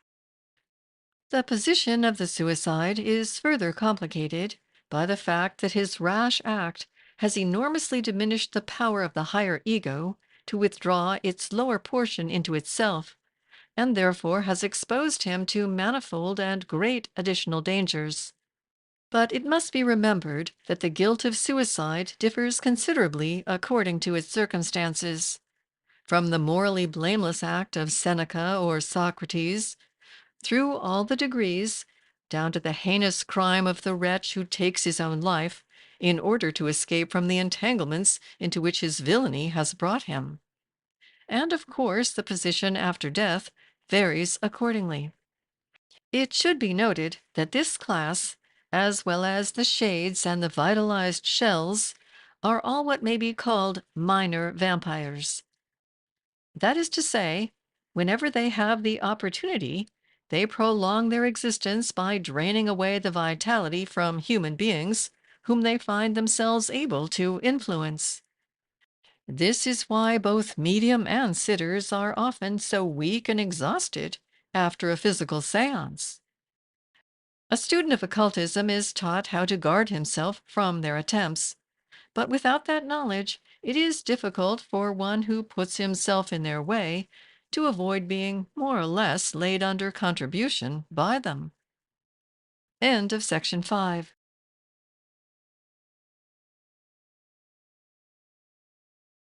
Inhabitants. The Dead. Continued. 8. The Vampire and the Werewolf. There remain two even more awful, but happily very rare possibilities to be mentioned before this part of our subject is completed, and, though they differ very widely in many ways, we may yet perhaps group them together, since they have in common the qualities of unearthly horror and of extreme rarity, the latter arising from the fact that they really are relics of earlier races. We of the fifth root race ought to have evolved beyond the possibility of meeting such a ghastly fate as is indicated by either of the two headings of this subsection, and we have so nearly done it that these creatures are commonly regarded as mere medieval fables. Yet there are examples to be found occasionally, even now, though chiefly in countries where there is a considerable strain of fourth race blood, such as Russia or Hungary. The popular legends about them are probably often considerably exaggerated, but there is, nevertheless, a terribly serious substratum of truth beneath the eerie stories which pass from mouth to mouth among the peasantry of Central Europe. The general characteristics of such tales are too well known to need more than a passing reference. A fairly typical specimen of the vampire story, though it does not profess to be more than the merest fiction, is Sheridan Le Fanu's Carmilla, while a very remarkable account of an unusual form of this creature is to be found in Isis Unveiled, Volume 1, page 454. All readers of theosophical literature are familiar with the idea that it is possible for a man to live a life so utterly degraded and selfish, so utterly wicked and brutal, that the whole of his lower manas may become entirely enmeshed in kama, and finally separated from its spiritual source in the higher ego. Some students even seem to think that such an occurrence is quite a common one, and that we may meet scores of such soulless men, as they have been called, in the street every day of our lives. But this, happily, is untrue. To attain the appalling preeminence in evil, which thus involves the entire loss of a personality and the weakening of the developing individuality behind, a man must stifle every gleam of unselfishness or spirituality, and must have absolutely no redeeming point whatever. And when we remember how often, even in the worst of villains, there is to be found something not wholly bad, we shall realize that the abandoned personalities must always be a very small minority. Still, comparatively few though they do exist, and it is from their ranks that the still rarer vampire is drawn. The lost entity would, very soon after death, find himself unable to stay in Kamaloka, and would be irresistibly drawn in full consciousness into his own place,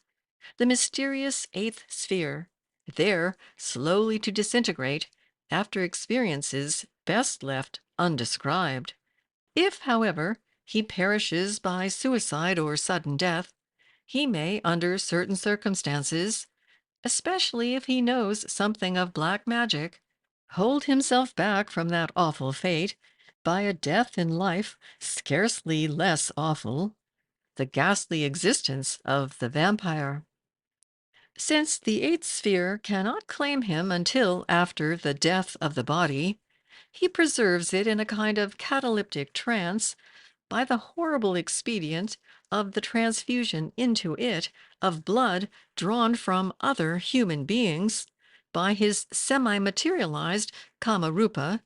and thus postpones his final destiny by the commission of wholesale murder. As popular superstition again quite rightly supposes, the easiest and most effectual remedy in such a case is to exhume and burn the body, thus depriving the creature of his point d'appui. When the grave is opened, the body usually appears quite fresh and healthy, and the coffin is not infrequently filled with blood. Of course, in countries where cremation is the custom, vampirism of this sort is impossible. The werewolf, though equally horrible, is the product of a somewhat different karma, and indeed ought perhaps to have found a place under the first, instead of the second, division of the human inhabitants of Kamaloka, since it is always during a man's lifetime that he first manifests under this form. It invariably implies some knowledge of magical arts, sufficient, at any rate, to be able to project the astral body. When a perfectly cruel and brutal man does this, there are certain circumstances under which the body may be seized upon by other astral entities and materialized not into the human form, but into that of some wild animal, usually the wolf, and in that condition it will range the surrounding country, killing other animals, and even human beings, thus satisfying not only its own craving for blood, but that of the fiends who drive it on.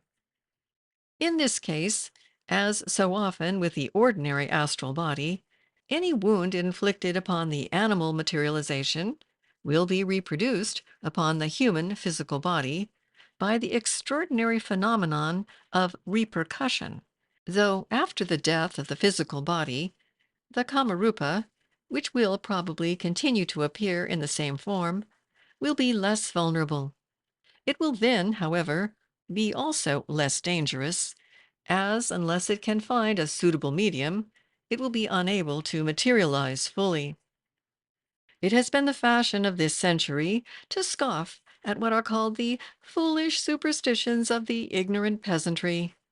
But, as in the above cases, so in many others, the occult student finds on careful examination that obscure or forgotten truths of nature lie behind what at first sight appears mere nonsense, and he learns to be cautious in rejecting, as well as cautious in accepting. Intending explorers of the astral plane need have little fear of encountering the very unpleasant creatures described under this head, for, as before stated, they are even now extremely rare, and as time goes on, their number will, happily, steadily diminish. In any case, their manifestations are usually restricted to the immediate neighborhood of their physical bodies, as might be supposed from their extremely material nature. 9. The black magician or his pupil. This person corresponds at the other extremity of the scale to our second class of departed entities, the Cella awaiting reincarnation. But in this case, instead of obtaining permission to adopt an unusual method of progress, the man is defying the natural process of evolution by maintaining himself in Kamaloka by magical arts, sometimes of the most horrible nature. It would be easy to make various subdivisions of this class, according to their objects, their methods, and the possible duration of their existence on this plane. But they are by no means fascinating objects of study, and all that the occult student wishes to know about them is how to avoid them. It will probably be more interesting to pass on to the examination of another part of our subject. It may, however, be just mentioned that every such human entity which prolongs its life thus on the astral plane beyond its natural limit invariably does so at the expense of others, and by the absorption of their life in some form or other. End of section 6.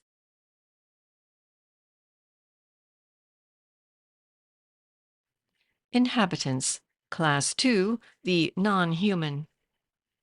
Though it might have been thought fairly obvious, even to the most casual glance, that many of the terrestrial arrangements of nature which affect us most nearly have not been designed exclusively with a view to our comfort or even our ultimate advantage.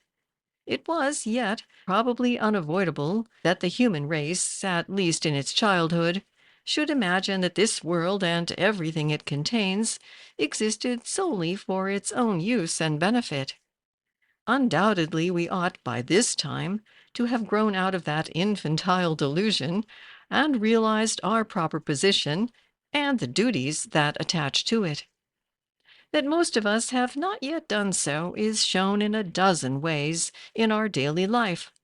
notably by the atrocious cruelty habitually displayed towards the animal kingdom under the name of sport by many who probably consider themselves highly civilized people. Of course, the veriest tyro in the holy science of occultism knows that all life is sacred, and that without universal compassion there is no true progress. But it is only as he advances in his studies that he discovers how manifold evolution is, and how comparatively small a place humanity really fills in the economy of nature. It becomes clear to him that just as earth, air, and water support myriads of forms of life, which, though invisible to the ordinary eye, are revealed to us by the microscope, so the higher planes connected with our earth have an equally dense population of whose existence we are ordinarily completely unconscious. As his knowledge increases, he becomes more and more certain that, in one way or another, the utmost use is being made of every possibility of evolution, and that wherever it seems to us that in nature force or opportunity is being wasted or neglected, it is not the scheme of the universe that is in fault, but our ignorance of its method and intention. For the purposes of our present consideration of the non-human inhabitants of the astral plane, it will be best to leave out of consideration those very early forms of the universal life, which are evolving in a manner of which we can have little comprehension through the successive encasements of atoms, molecules, and cells. For if we commence at the lowest of what are usually called the elemental kingdoms, we shall, even then, have to group together under this general heading an enormous number of inhabitants of the astral plane upon whom it will be possible to touch only very slightly, as anything like a detailed account of them would swell this manual to the dimensions of an encyclopedia. The most convenient method of arranging the non-human entities will perhaps be in 4 classes, it being understood that, in this case, the class is not, as previously, a comparatively small subdivision, but usually a great kingdom of nature, at least as large and varied as, say, the animal or vegetable kingdom. Some of these rank considerably below humanity, some are our equals, and others, again, rise far above us in goodness and power.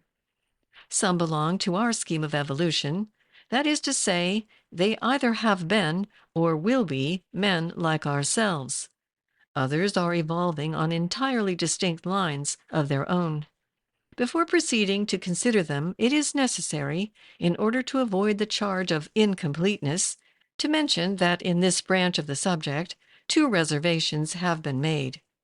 First, no reference is made to the occasional appearances of very high adepts from other planets of the solar system, and even of more august visitors from a still greater distance, since such matters cannot fitly be described in an essay for general reading. And besides, it is practically inconceivable, though of course theoretically possible, that such glorified beings should ever need to manifest themselves on a plane so low as the astral. If for any reason they should wish to do so, the body appropriate to the plane would be temporarily created out of astral matter belonging to this planet, just as in the case of the Nirmanakaya.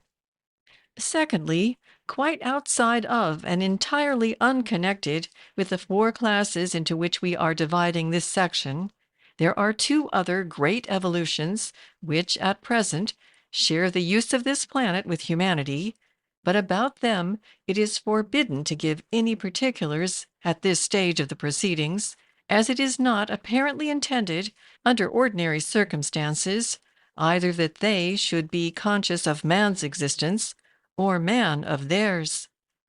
If we ever do come into contact with them, it will most probably be on the purely physical plane,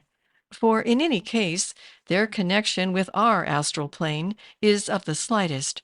since the only possibility of their appearance there depends upon an extremely improbable accident in an act of ceremonial magic,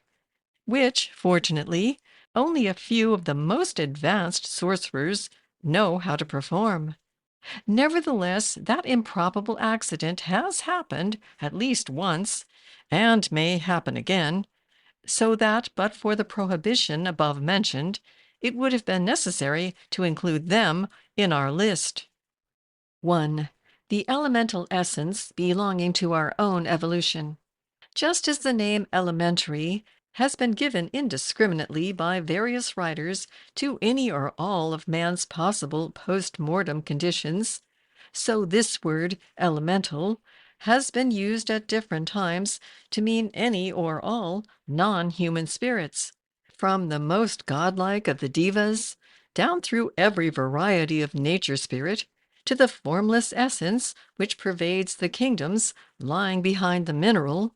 until, after reading several books, the student becomes absolutely bewildered by the contradictory statements made on the subject.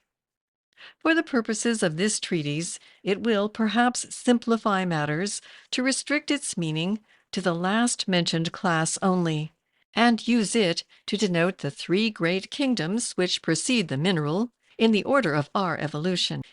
It may be remembered that in one of the earlier letters from an adept teacher,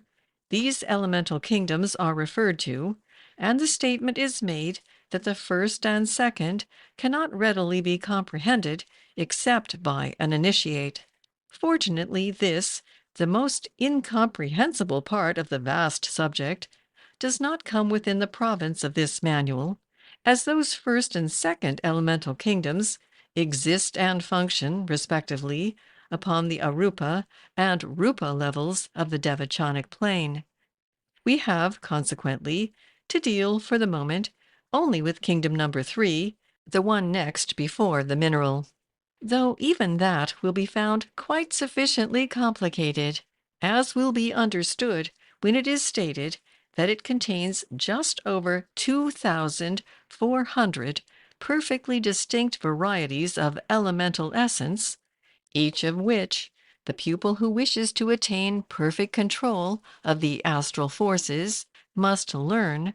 not only to distinguish instantly at sight, but to deal with in its own special method, and no other. Of course, phenomena of various sorts may be, and constantly are, produced by those who are able to wield only one or two of these forces, but the adept prefers to take the additional trouble requisite to understand all of them thoroughly, and uses in every case precisely the most appropriate force or combination of forces, so that his object may be attained with scientific accuracy and with the least possible expenditure of energy. To speak, as we so often do, of an elemental in connection with the group we are now considering is somewhat misleading, for, strictly speaking, there is no such thing. What we find is a vast store of elemental essence, wonderfully sensitive to the most fleeting human thought, responding with inconceivable delicacy in an infinitesimal fraction of a second to a vibration set up in it, even by an entirely unconscious exercise of human will or desire. But the moment that, by the influence of such thought or exercise of will, it is molded into a living force, into something that may correctly be described as an elemental, it at once ceases to belong to the category we are discussing and becomes a member of the artificial class. Even then, its separate existence is usually of the most evanescent character, and as soon as its impulse has worked itself out, it sinks back into the undifferentiated mass of that particular subdivision of elemental essence from which it came. It would be tedious to attempt to catalog these subdivisions, and indeed, even if a list of them were made, it would be unintelligible, except to the practical student who can call them up before him and compare them. Some idea of the leading lines of classification can, however, be grasped without much trouble and may prove of interest. First comes the broad division which has given the elementals their name, the classification according to the kind of matter which they inhabit. Here, as usual, the septenary character of our evolution shows itself, for there are 7 such chief groups, related respectively to the 7 states of physical matter, to earth, water, air, and fire, or to translate from medieval symbolism to modern accuracy of expression, to the solid, liquid, gaseous, and etheric conditions. It has long been the custom to pity and despise the ignorance of the alchemists of the Middle Ages, because they gave the title of elements to substances which modern chemistry has discovered to be compounds. But in speaking of them thus slightingly, we have done them great injustice, for their knowledge on this subject was really wider, not narrower, than ours. They may or may not have catalogued all the 60 or 70 substances which we now call elements, but they certainly did not apply that name to them, for their occult studies had taught them that, in the sense of the word, there was but one element, Akasha itself, of which these and all other forms of matter were but modifications, a truth which some of the greatest chemists of the present day are just beginning to suspect. The fact is that in this particular case, our despised forefathers' analysis went several steps deeper than our own. They understood and were able to observe the ether, which modern science can only postulate as a necessity for its theories. They were aware that it consists of physical matter in 4 entirely distinct states above the gaseous, a fact which has not yet been rediscovered.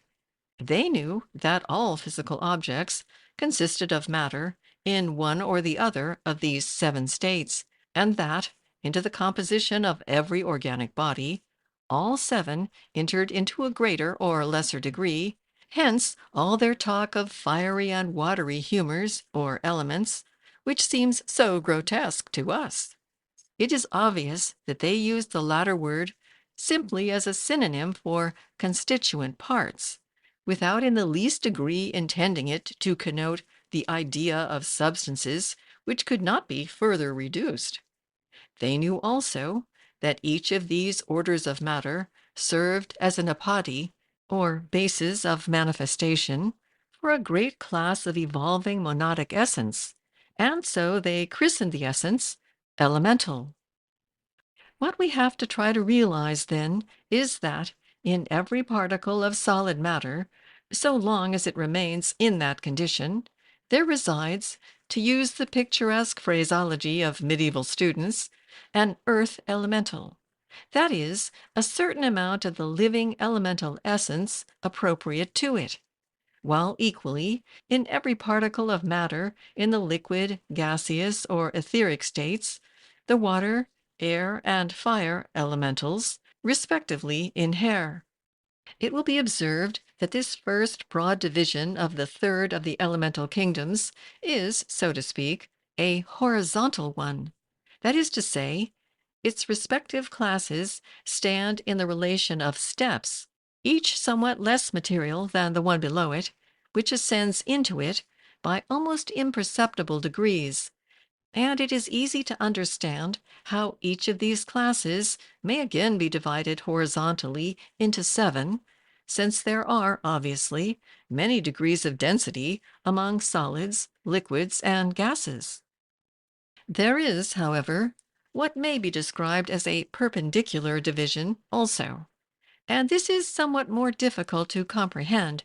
especially as a great reserve is always maintained by occultists as to some of the facts which would be involved in a fuller explanation of it. Perhaps the clearest way to put what is permissible to say on the subject will be to state that in each of the horizontal classes and subclasses will be found 7 perfectly distinct types of elemental, the difference between them being no longer a question of degree of materiality, but rather of character and affinities. Each of these types so reacts upon the others that, though it is impossible for them ever to interchange their essence, in each of them 7 subtypes will be found to exist, distinguished by the coloring given to their original peculiarity by the influence which sways them most readily. It will at once be seen that this perpendicular division and subdivision differs entirely in its character from the horizontal, in that it is far more permanent and fundamental. For while it is the evolution of the elemental kingdom to pass with almost infinite slowness through its various horizontal classes and subclasses in succession, and thus to belong to them all in turn, this is not so with regard to the types and subtypes, which remain unchangeable all the way through. A point which must never be lost sight of in endeavoring to understand this elemental evolution is that it is taking place on what is sometimes called the downward slope of the arc. That is to say, it is progressing towards the complete entanglement in matter, which we witness in the mineral kingdom, instead of away from it, as is most other evolution of which we know anything. And this fact sometimes gives it a curiously inverted appearance in our eyes until we thoroughly grasp its object. End of section 7.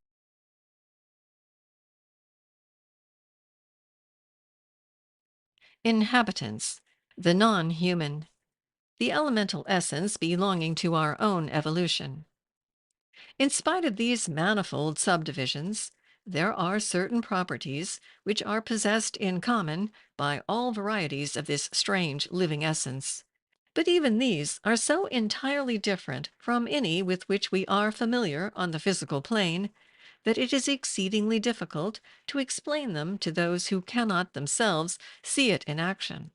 Let it be premised, then, that when any portion of this essence remains for a few moments entirely unaffected by any outside influence, a condition, by the way, which is hardly ever realized, it is absolutely without any definite form of its own,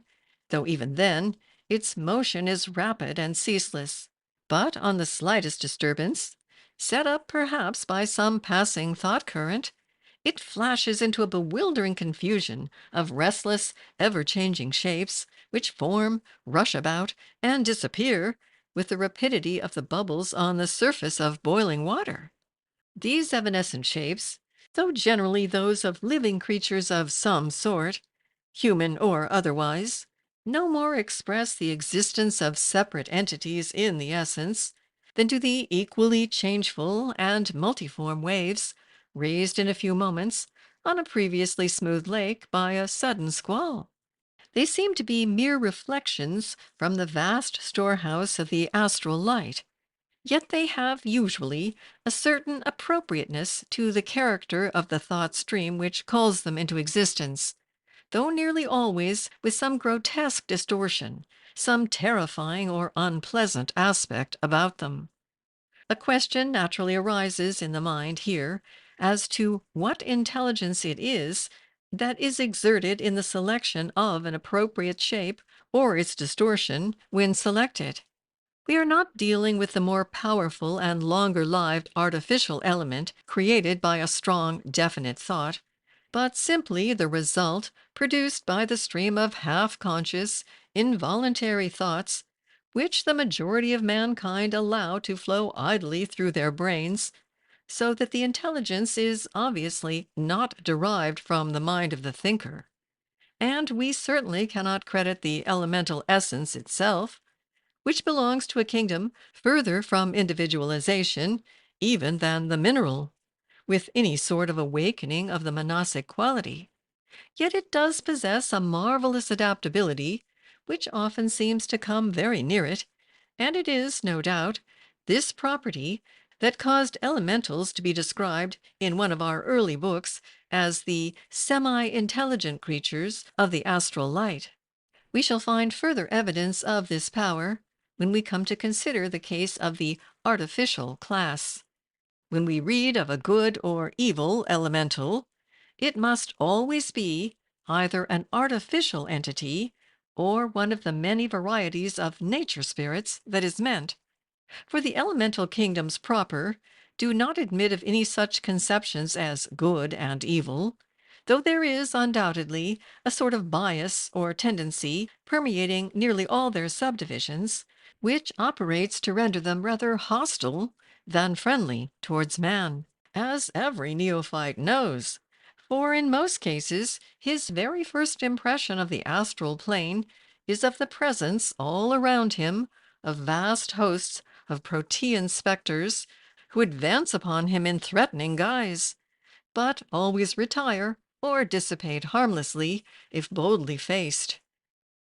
It is to this curious tendency that the distorted or unpleasant aspect above mentioned must be referred, and medieval writers tell us that man has only himself to thank for its existence. In the golden age before this Kala Yuga, men were, on the whole, less selfish and more spiritual, and then the elementals were friendly, though now they are no longer so because of man's indifference to, and want of sympathy with, other living beings. From the wonderful delicacy with which the essence responds to the faintest action of our minds or desires, it seems clear that this elemental kingdom, as a whole, is very much what the collective thought of humanity makes it. Anyone who will think for a moment how far from elevating the action of that collective thought is likely to be at the present time will see little reason to wonder that we reap as we have sown, and that this essence, which has no power of perception, but only blindly receives and reflects what is projected upon it, should usually exhibit unfriendly characteristics. There can be no doubt that in later races or rounds, when mankind as a whole has evolved to a much higher level, the elemental kingdoms will be influenced by the changed thought which continually impinges upon them, and we shall find them no longer hostile, but docile and helpful, as we are told that the animal kingdom will also be. Whatever may have happened in the past, it is evident that we may look forward to a very passable golden age in the future, if we can arrive at a time when the majority of men will be noble and unselfish, and the forces of nature will cooperate willingly with them. The fact that we are so readily able to influence the elemental kingdoms at once shows us that we have a responsibility towards them for the manner in which we use that influence. Indeed, when we consider the conditions under which they exist, it is obvious that the effect produced upon them by the thoughts and desires of all intelligent creatures inhabiting the same world with them must have been calculated upon in the scheme of our system as a factor in their evolution. In spite of the consistent teaching of all the great religions, the mass of mankind is still utterly regardless of its responsibility on the thought plane. If a man can flatter himself that his words and deeds have been harmless to others, he believes that he has done all that can be required of him,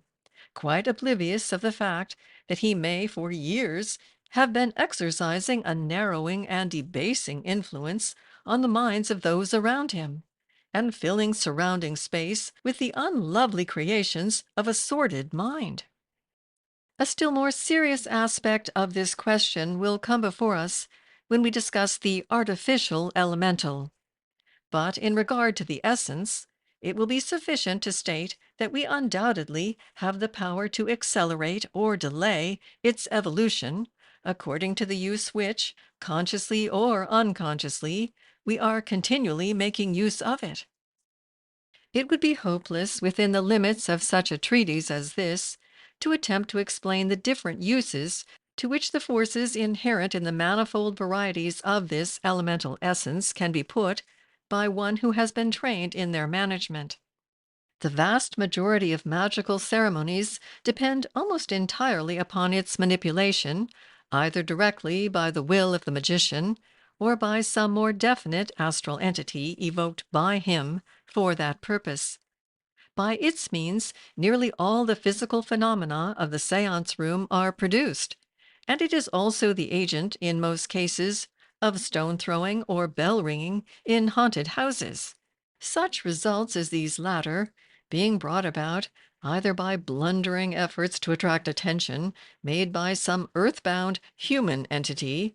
or by the mere mischievous pranks of some of the minor nature spirits belonging to our third class. But the elemental must never be thought of as itself a prime mover. It is simply a latent force which needs an external power to set it in motion. It may be noted that although all classes of the essence have the power of reflecting images from the astral light, as described above, there are varieties which receive certain impressions much more readily than others, which have, as it were, favorite forms of their own, into which, upon disturbance, they would naturally flow, unless absolutely forced into some other, and such shapes tend to be a trifle less evanescent than usual. Before leaving this branch of the subject, it may be well to warn the student against the confusion of thought into which some have fallen through failing to distinguish this elemental essence which we have been considering from the monadic essence manifesting through the mineral kingdom. It must be borne in mind that the monadic essence, at one stage of its evolution towards humanity, manifests through the elemental kingdom, while at a later stage it manifests through the mineral kingdom. But the fact that two bodies of monadic essence at these different stages are in manifestation at the same moment, and that one of these manifestations, the earth elemental, occupies the same space as and inhabits the other, say a rock, in no way interferes with the evolution either of one or the other, nor does it imply any relation between the bodies of monadic essence lying within both. The rock will also be permeated by its appropriate variety of the omnipresent jiva, or life principle, but that, of course, is again totally distinct from either of the essences above mentioned. 2. The Kamarupas of animals. This is an extremely large class, yet it does not occupy a particularly important position on the astral plane, since its members usually stay there but a very short time. The vast majority of animals have not, as yet, acquired permanent individualization, and when one of them dies, the monadic essence which has been manifesting through it flows back again into the particular stratum whence it came, bearing with it such advancement or experience as has been attained during that life. It is not, however, able to do this quite immediately. The kamic aura of the animal forms itself into a kamarupa, just as in man's case, and the animal has a real existence on the astral plane, the length of which, though never great, varies according to the intelligence which it has developed. In most cases, it does not seem to be more than dreamily conscious, but appears perfectly happy. The comparatively few domestic animals who have already attained individuality, and will, therefore, be reborn no more as animals in this world, have a much longer and much more vivid life in Kamaloka than their less advanced fellows, and at the end of it sink gradually into a subjective condition, which is likely to last for a very considerable period. One interesting subdivision of this class consists of the kamarupas of those anthropoid apes mentioned in The Secret Doctrine, Volume 1, page 184, who are already individualized and will be ready to take human incarnation in the next round, or perhaps some of them even sooner. End of section 8.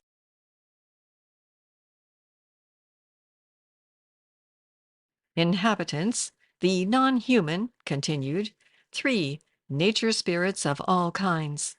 So many and so varied are the subdivisions of this class that to do them anything like justice, one would need to devote a separate treatise to this subject alone. Some characteristics, however, they all have in common, and it will be sufficient here to try to give some idea of those. To begin with, we have to realize that we are here dealing with entities which differ radically from all that we have hitherto considered. Though we may rightly classify the elemental essence and the animal kamarupa as non-human, the monadic essence which manifests itself through them will, nevertheless, in the fullness of time, evolve to the level of manifesting itself through some future humanity comparable to our own. And if we were able to look back through countless ages on our own evolution in previous manvantaras, we should find that that which is now ourselves has passed on its upward path through similar stages. That, however, is not the case with the vast kingdom of nature spirits. They neither have been, nor ever will be, members of a humanity such as ours. Their line of evolution is entirely different, and their only connection with us consists in our temporary occupancy of the same planet. Of course, since we are neighbors for the time being, we owe neighborly kindness to one another when we happen to meet, but our lines of development differ so widely that each can do but little for the other. Many writers have included these spirits among the elementals, and indeed they are the elementals, or perhaps, to speak more accurately, the animals of a higher evolution. Though much more highly developed than our elemental essence, they have yet certain characteristics in common with it. For example, they also are divided into 7 great classes, inhabiting, respectively, the same 7 states of matter already mentioned as permeated by the corresponding varieties of the essence. Thus, to take those which are most readily comprehensible to us, there are spirits of the earth, water, air, and fire, or ether, definite intelligent astral entities residing and functioning in each of those media. It may be asked how it is possible for any kind of creature to inhabit the solid substance of a rock or the crust of the earth. The answer is that since the nature spirits are formed of astral matter, the substance of the rock is no hindrance to their motion or their vision. And furthermore, physical matter in its solid state is their natural element, the only one to which they are accustomed and in which they feel at home. The same is, of course, true of those who live in water, air, or ether. In medieval literature, these earth spirits are often called gnomes, while the water spirits are spoken of as undines, the air spirits as sylphs, and the ether spirits as salamanders. In popular language, they are known by many names: fairies, pixies, elves, brownies, peris, jinns, trolls, satyrs, fauns, kobolds, imps, goblins, good people, and so forth. Some of the titles being applied only to one variety, and others indiscriminately to all. Their forms are many and various, but most frequently human in shape and somewhat diminutive in size. Like almost all inhabitants of the astral plane, they are able to assume any appearance at will, but they undoubtedly have definite forms of their own, or perhaps we should rather say favorite forms, which they wear when they have no special object in taking any other. Of course, under ordinary conditions, they are not visible to physical sight at all, but they have the power of making themselves so by materialization when they wish to be seen. There are an immense number of subdivisions or races among them, and individuals of these subdivisions differ in intelligence and disposition precisely as human beings do. The great majority of them apparently prefer to avoid man altogether. His habits and emanations are distasteful to them, and the constant rush of astral currents set up by his restless, ill-regulated desires disturbs and annoys them. On the other hand, instances are not wanting in which nature spirits have, as it were, made friends with human beings and offered them such assistance as lay in their power, as in the well-known stories told of the Scotch brownies or of the fire-lighting fairies mentioned in spiritualistic literature. This helpful attitude, however, is comparatively rare, and in most cases, when they come into contact with man, they either show indifference or dislike, or else take an impish delight in deceiving him and playing childish tricks upon him.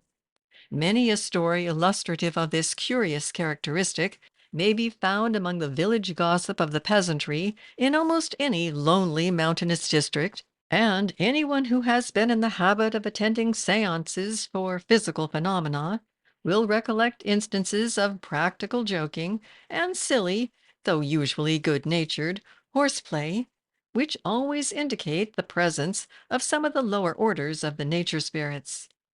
They are greatly assisted in their tricks by the wonderful power which they possess of casting a glamour over those who yield themselves to their influence, so that the victims, for the time, see and hear only what these fairies impress upon them, exactly as the mesmerized subject sees, hears, feels, and believes whatever the magnetizer wishes. The nature spirits, however, have not the mesmerizer's power of dominating the human will, except in the case of quite unusually weak-minded people, or those who allow themselves to fall into such a condition of helpless terror that their will is temporarily in abeyance. They cannot go beyond deception of the senses, but of that art they are undoubted masters, and cases are not wanting in which they have cast their glamour over a considerable number of people at once. It is by invoking their aid in the exercise of this peculiar power that some of the most wonderful feats of the Indian jugglers are performed, the entire audience being, in fact, hallucinated, and made to imagine that they see and hear a whole series of events which have not really taken place at all.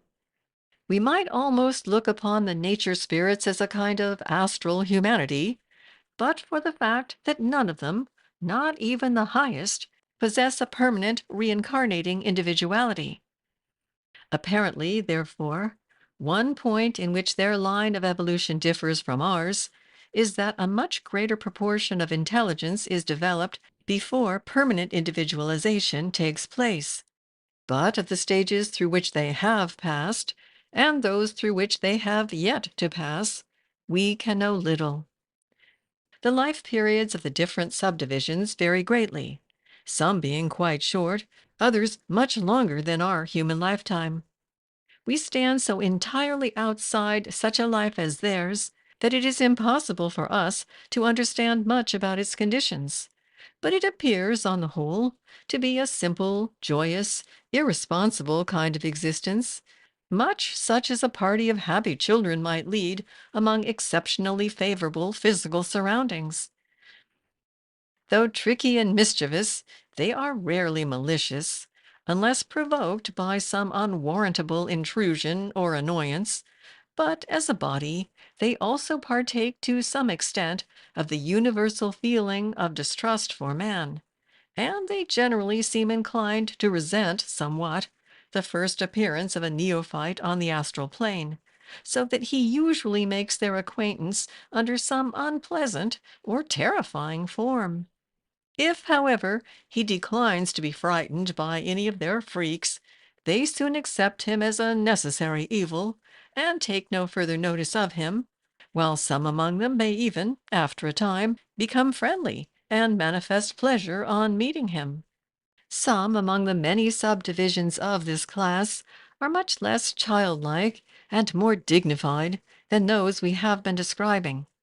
And it is from these sections that the entities who have sometimes been reverenced under the name of wood gods or local village gods have been drawn.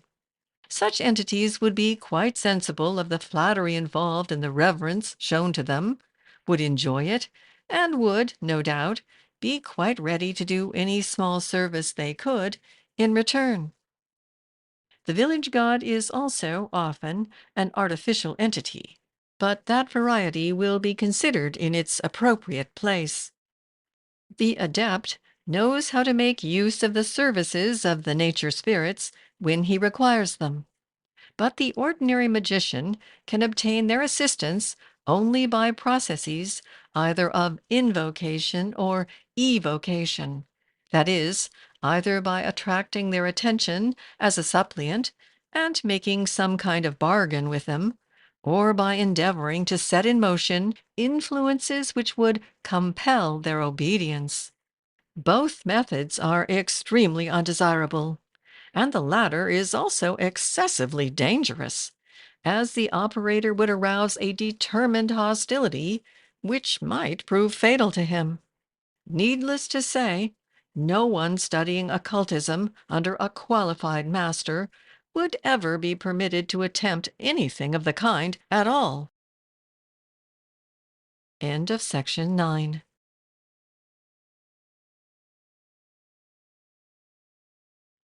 Inhabitants. The non-human continued. 4. The Devas.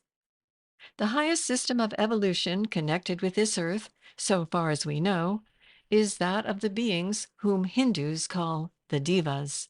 and who have elsewhere been spoken of as angels, sons of God, and so forth. They may, in fact, be regarded as a kingdom lying next above humanity, in the same way as humanity, in turn, lies next above the animal kingdom, but with this important difference, that while for an animal there is no possibility of evolution through any kingdom but the human, man, when he attains a certain high level, finds various paths of advancement opening before him, of which this great Deva evolution is only one. In comparison with the sublime renunciation of the Nirmanakaya, the acceptance of this line of evolution is sometimes spoken of in the books as yielding to the temptation to become a god, but it must not be inferred from this expression that any shadow of blame attaches to the man who makes this choice. The path he selects is not the shortest, but it is, nevertheless, a very noble one, and if his developed intuition impels him towards it, it is probably the one best suited for his capacities. We must never forget that, in spiritual as in physical climbing, it is not everyone who can bear the strain of the steeper path. There may be many for whom what seems the slower way is the only one possible, and we should indeed be unworthy followers of the great teachers if we allowed our ignorance to betray us into the slightest thought of despisal towards those whose choice differs from our own. However confident that ignorance of the difficulties of the future may allow us to feel now, it is impossible for us to tell at this stage what we shall find ourselves able to do when, after many lives of patient striving, we have earned the right to choose our own future. And indeed, even those who yield to the temptation to become gods have a sufficiently glorious career before them, as will presently be seen. To avoid possible misunderstanding, it may be mentioned, par parenthesis, that there is another and entirely evil sense sometimes attached in the books to this phrase of becoming a god. But in that form it certainly could never be any kind of temptation to the developed man, and in any case it is altogether foreign to our present subject. In Oriental literature, this word diva is frequently used vaguely to mean almost any kind of non-human entity, so that it would often include Dayan Chohans on the one hand and nature spirits and artificial elementals on the other. Here, however, its use will be restricted to the magnificent evolution which we are now considering. Though connected with this earth, the divas are by no means confined to it, for the whole of our present chain of 7 worlds is as one world to them, their evolution being through a grand system of 7 chains. Their hosts have hitherto been recruited chiefly from other humanities in the solar system, some lower and some higher than ours, since but a very small portion of our own has, as yet, reached the level at which for us it is possible to join them. But it seems certain that some of their very numerous classes have not passed in their upward progress through any humanity at all comparable to ours. It is not possible for us at present to understand very much about them, but it is clear that what may be described as the aim of their evolution is considerably higher than ours. That is to say, while the object of our human evolution is to raise the successful portion of humanity to a certain degree of occult development by the end of the 7th round, the object of the diva evolution is to raise their foremost rank to a very much higher level in the corresponding period. For them, as for us, a steeper but shorter path to still more sublime heights lies open to earnest endeavor. But what those heights may be in their case, we can only conjecture. It is, of course, only the lower fringe of this august body that need be mentioned in connection with our subject of the astral plane. There are 3 lower great divisions, beginning from the bottom, are generally called Kama Divas, Rupa Divas, and Arupa Divas, respectively. Just as our ordinary body here, the lowest body possible for us, is the physical, so the ordinary body of the Kama Diva is the astral, so that he stands in somewhat the same position as humanity will do when it reaches planet F. And he, living ordinarily in an astral body, would go out of it to higher spheres in a Mayavarupa, just as we might in an astral body, while to enter the Karana Sharira would be to him, when sufficiently developed, no greater effort than to form a Mayavarupa is to us. In the same way, the Rupadiva's ordinary body would be the Mayavarupa, since his habitat is on the 4 lower or Rupa levels of that spiritual state which we usually call Devachan, while the Arupadiva belongs to the 3 higher levels of that plane and owns no nearer approach to a body than the Karana Sharira. But for the Rupa and Arupa Divas to manifest on the astral plane is an occurrence at least as rare as it is for astral entities to materialize on this physical plane, so we need do no more than mention them now. As regards the lowest division, the Kamadevas, it would be quite a mistake to think of all of them as immeasurably superior to ourselves, since some of them have entered their ranks from a humanity in some respects less advanced than our own.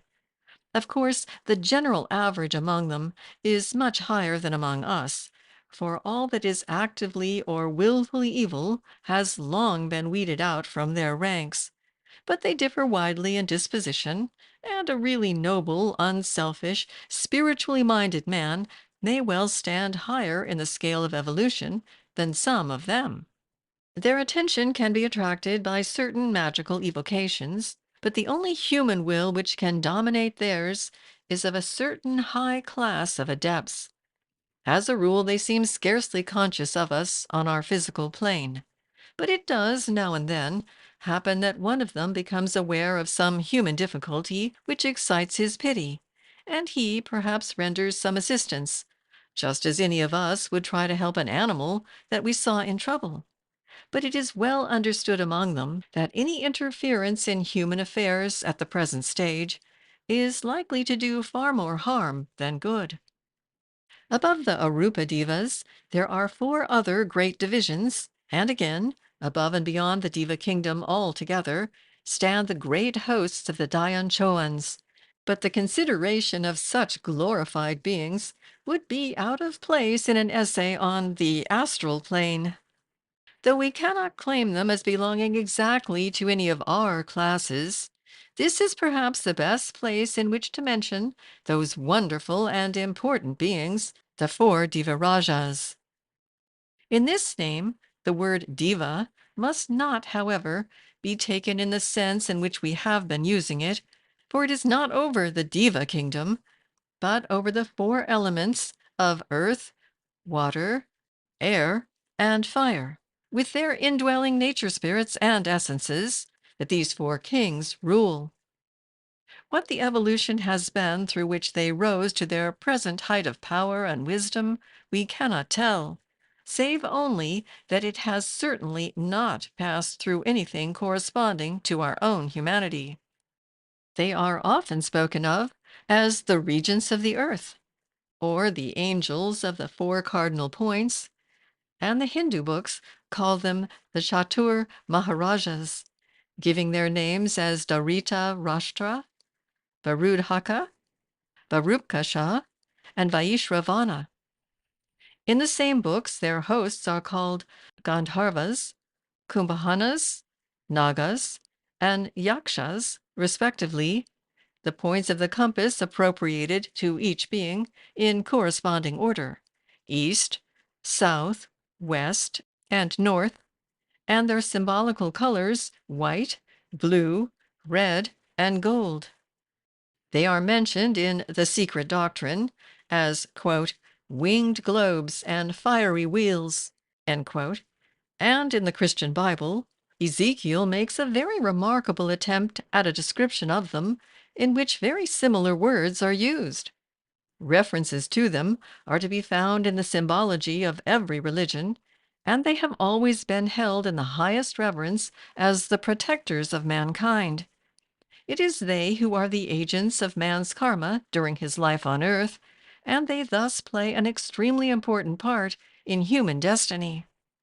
The Lapika, the great karmic deities of the cosmos, weigh the deeds of each personality when the final separation of its principles takes place in Kamaloka, and give, as it were, the mold of an etheric double exactly suitable to its karma for the man's next birth. But it is the Diva Rajas who, having command of the elements of which that etheric double must be composed, arrange their proportion so as to fulfill accurately the intention of the Lapika.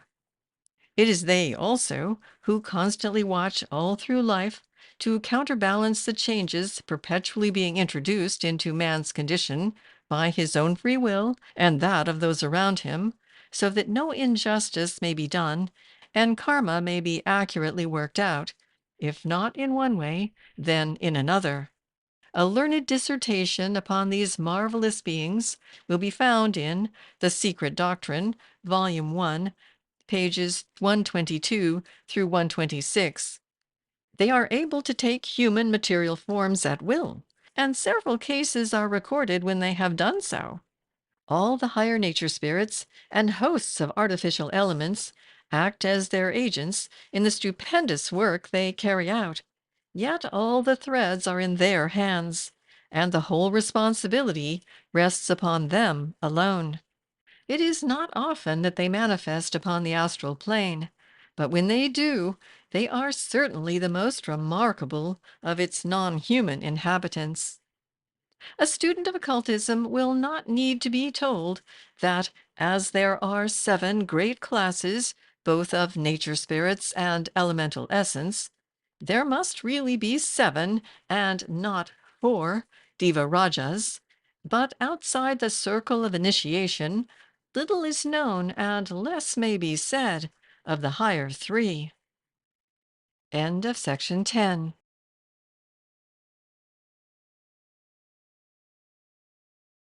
Inhabitants, Class 3, Artificial. This, the largest class of astral entities, is also the most important to man. Being entirely his own creation, it is interrelated with him by the closest karmic bonds, and its action upon him is direct and incessant. It is an enormous inchoate mass of semi-intelligent entities, differing among themselves as human thoughts differ, and practically incapable of anything like classification or arrangement. The only division which can be usefully made is that which distinguishes between the artificial elements made by the majority of mankind unconsciously and those made by magicians with definite intent,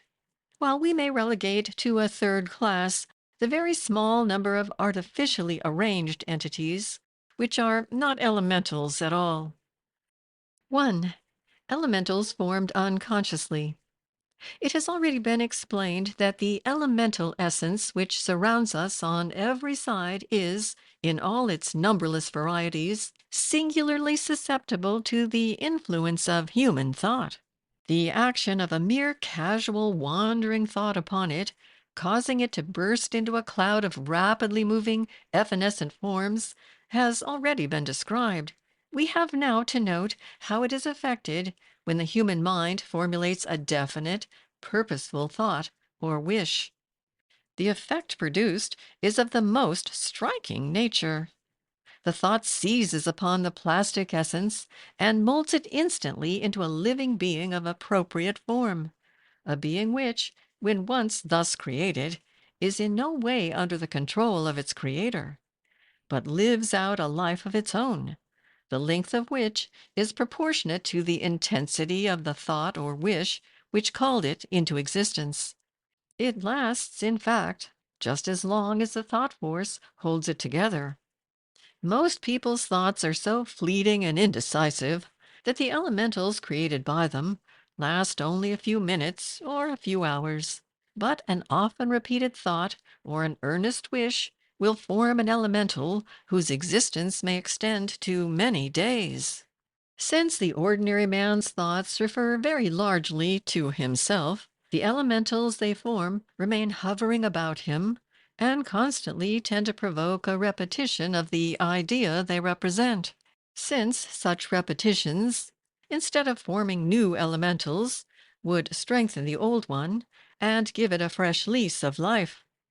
A man, therefore, who frequently dwells upon one wish, often forms for himself an astral attendant which, constantly fed by fresh thought, may haunt him for years, ever gaining more and more strength and influence over him, and it will easily be seen that, if the desire be an evil one, the effect upon his moral nature may be of the most disastrous character. Still more pregnant of result for good or evil are a man's thoughts about other people, for in that case they hover not about the thinker, but about the object of the thought. A kindly thought about any person, or an earnest wish for his good, will form and project towards him a friendly artificial elemental. If the wish be a definite one, as for example that he may recover from some sickness, then the elemental will be a force ever hovering over him to promote his recovery, or to ward off any influence that might tend to hinder it. And in doing this, it will display what appears like a very considerable amount of intelligence and adaptability, though really it is simply a force acting along the line of least resistance, pressing steadily in one direction all the time, and taking advantage of any channel that it can find, just as the water in a cistern would, in a moment, find the one open pipe among a dozen closed ones, and proceed to empty itself through that. If the wish be merely an indefinite one for his general good, the elemental essence, in its wonderful plasticity, will respond exactly to that less distinct idea also, and the creature formed will expend its force in the direction of whatever action for the man's advantage comes most readily to hand. Of course, in all cases, the amount of such force it has to expend, and the length of time that it will live to expend it, depend entirely upon the strength of the original wish or thought which gave it birth, though it must be remembered that it can be, as it were, fed and strengthened, and its life period protracted by other good wishes or friendly thoughts projected in the same direction.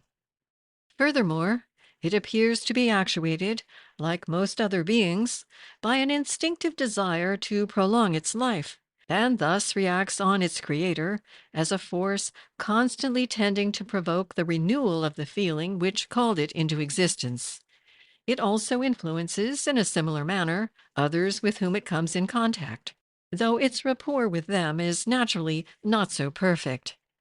All that has been said as to the effect of good wishes and friendly thoughts is also true of the opposite direction, of evil wishes and angry thoughts. And considering the amount of envy, hatred, malice, and all uncharitableness that exists in the world, it will be readily understood that among the artificial elementals many terrible creatures are to be seen. A man whose thoughts and desires are spiteful, brutal, sensual, avaricious, moves through the world carrying with him everywhere a pestiferous atmosphere of his own, peopled with the loathsome beings he has created to be his companions, and thus is not only in sadly evil case himself, but is a dangerous nuisance to his fellow men, subjecting all who have the misfortune to come into contact with him to the risk of moral contagion from the influence of the abominations with which he chooses to surround himself. A feeling of envious or jealous hatred towards another person will send an evil elemental to hover over him and seek for a weak point through which it can operate. And if the feeling be a persistent one, such a creature may be continually nourished by it and thereby enabled to protract its undesirable activity for a very long period. It can, however, produce no effect upon the person towards whom it is directed, unless he has himself some tendency which it can foster, some fulcrum for its lever, as it were. From the aura of a man of pure thought and good life, such influences at once rebound, finding nothing upon which they can fasten, and in that case, by a very curious law, they react in all their force upon their original creator. In him, by the hypothesis, they find a very congenial sphere of action, and thus the karma of his evil wish works itself out at once by means of the very entity which he himself has called into existence. It occasionally happens, however, that an artificial elemental of this description is, for various reasons, unable to expend its force either upon its object or its creator, and in such cases it becomes a kind of wandering demon, readily attracted by any person who indulges feelings similar to that which gave it birth, and equally prepared either to stimulate such feelings in him for the sake of the strength it may gain from them, or to pour out its store of evil influence upon him through any opening which he may offer it. If it is sufficiently powerful to seize upon and inhabit some passing shell, it frequently does so, as the possession of such a temporary home enables it to husband its dreadful resources more carefully. In this form it may manifest through a medium, and by masquerading as some well-known friend, may sometimes obtain an influence over people upon whom it would otherwise have little hold. What has been written above will serve to enforce the statement already made as to the importance of maintaining a strict control over our thoughts. Many a well-meaning man who is scrupulously careful to do his duty towards his neighbor in word and deed is apt to consider that his thoughts, at least, are nobody's business but his own, and so lets them run riot in various directions, utterly unconscious of the swarms of baleful creatures he is launching upon the world. To such a man, an accurate comprehension of the effect of thought and desire in producing artificial elementals would come as a horrifying revelation. On the other hand, it would be the greatest consolation to many devoted and grateful souls who are oppressed with the feeling that they are unable to do anything in return for the kindness lavished upon them by their benefactors. For friendly thoughts and earnest good wishes are as easily and as effectually formulated by the poorest as by the richest, and it is within the power of almost any man, if he will take the trouble, to maintain what is practically a good angel, always at the side of the brother or sister, the friend or the child whom he loves best, no matter in what part of the world he may be. Many a time a mother's loving thoughts and prayers have formed themselves into an angel guardian for the child, and except in the almost impossible case that the child had in him no instinct responsive to a good influence, have undoubtedly given him assistance and protection. Such guardians may often be seen by clairvoyant vision, and there have even been cases where one of them has had sufficient strength to materialize and become, for the moment, visible to physical sight.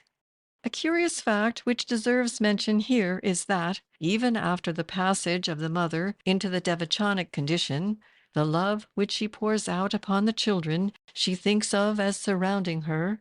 will react upon the real children still living in this world, and will often support the guardian elemental which she created while on earth, until her dear ones themselves pass away in turn. As Madame Blavatsky remarks, quote, "Her love will always be felt by the children in the flesh. It will manifest in their dreams, and often in various events, in providential protections and escapes, for love is a strong shield, and is not limited by space or time." End quote. From Key to Theosophy, page 150. All the stories of the intervention of guardian angels must not, however, be attributed to the action of artificial elementals, for in many cases such angels have been the souls of either living or recently departed human beings, and they have also occasionally, though rarely, been devas. This power of an earnest desire, especially if frequently repeated, to create an active elemental which ever presses forcefully in the direction of its own fulfillment, is the scientific explanation of what devout but unphilosophical people describe as answers to prayer. There are occasions, though at present these are rare, when the karma of the person so praying is such as to permit of assistance being directly rendered to him by an adept or his pupil, and there is also the still rarer possibility of the intervention of a diva or some friendly nature spirit. But in all these cases, the easiest and most obvious form for such assistance to take would be the strengthening and intelligent direction of the elemental already formed by the wish. A very curious and instructive instance of the extreme persistence of these artificial elementals under favorable circumstances came under the notice of one of our investigators quite recently.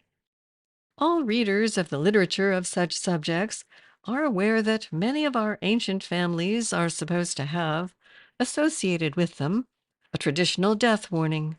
a phenomenon of one kind or another, which foretells, usually some days beforehand,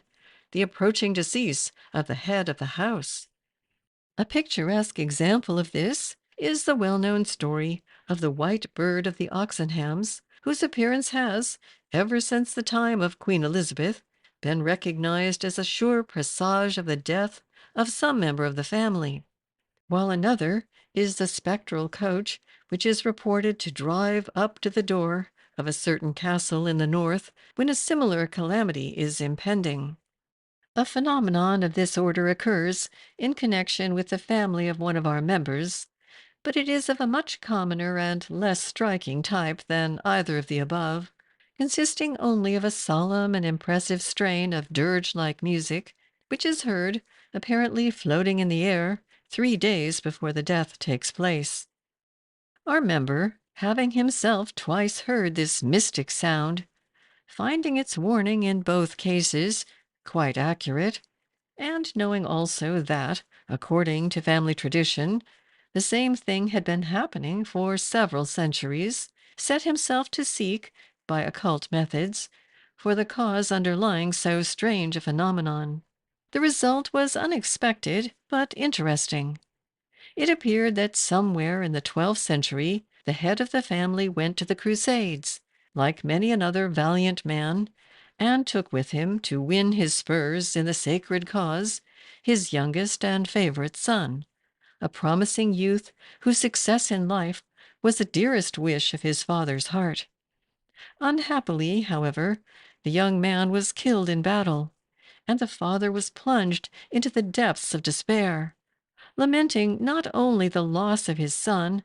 but still more the fact that he was cut off so suddenly in the full flush of careless and not altogether blameless youth. So poignant, indeed, were the old man's feelings that he cast off his knightly armor and joined one of the great monastic orders,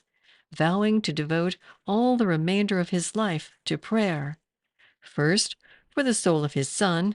and secondly, that henceforward no descendant of his might ever again encounter what seemed to his simple and pious mind the terrible danger of meeting death unprepared. Day after day, for many a year, he poured all the energy of his soul into the channel of that one intense wish, firmly believing that, somehow or other, the result he so earnestly desired would be brought about. A student of occultism will have little difficulty in deciding what would be the effect of such a definite and long continued stream of thought.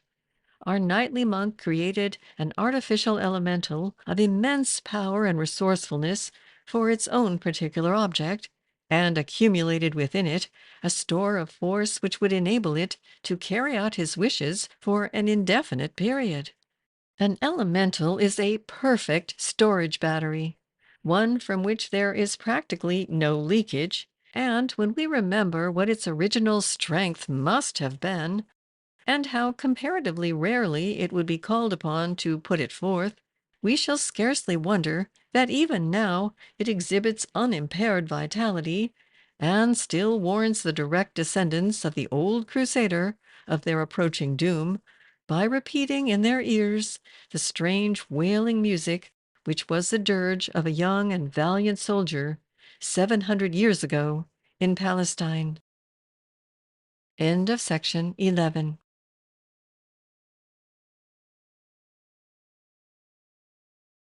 Inhabitants, artificial, continued. 2. Elementals formed consciously. Since such results as have been described above have been achieved by the thought force of men who were entirely in the dark as to what they were doing, it will readily be imagined what a magician, who understands the subject and can see exactly what effect he is producing, may wield immense power along these lines. As a matter of fact, occultists of both the white and dark schools frequently use artificial elementals in their work, and few tasks are beyond the powers of such creatures when scientifically prepared and directed with knowledge and skill. For one who knows how to do so can maintain a connection with his elemental and guide it, no matter at what distance it may be working, so that it will practically act as though endowed with the full intelligence of its master. Very definite and very efficient guardian angels have sometimes been supplied in this way, though it is probably very rarely that karma permits such a decided interference in a person's life as that would be.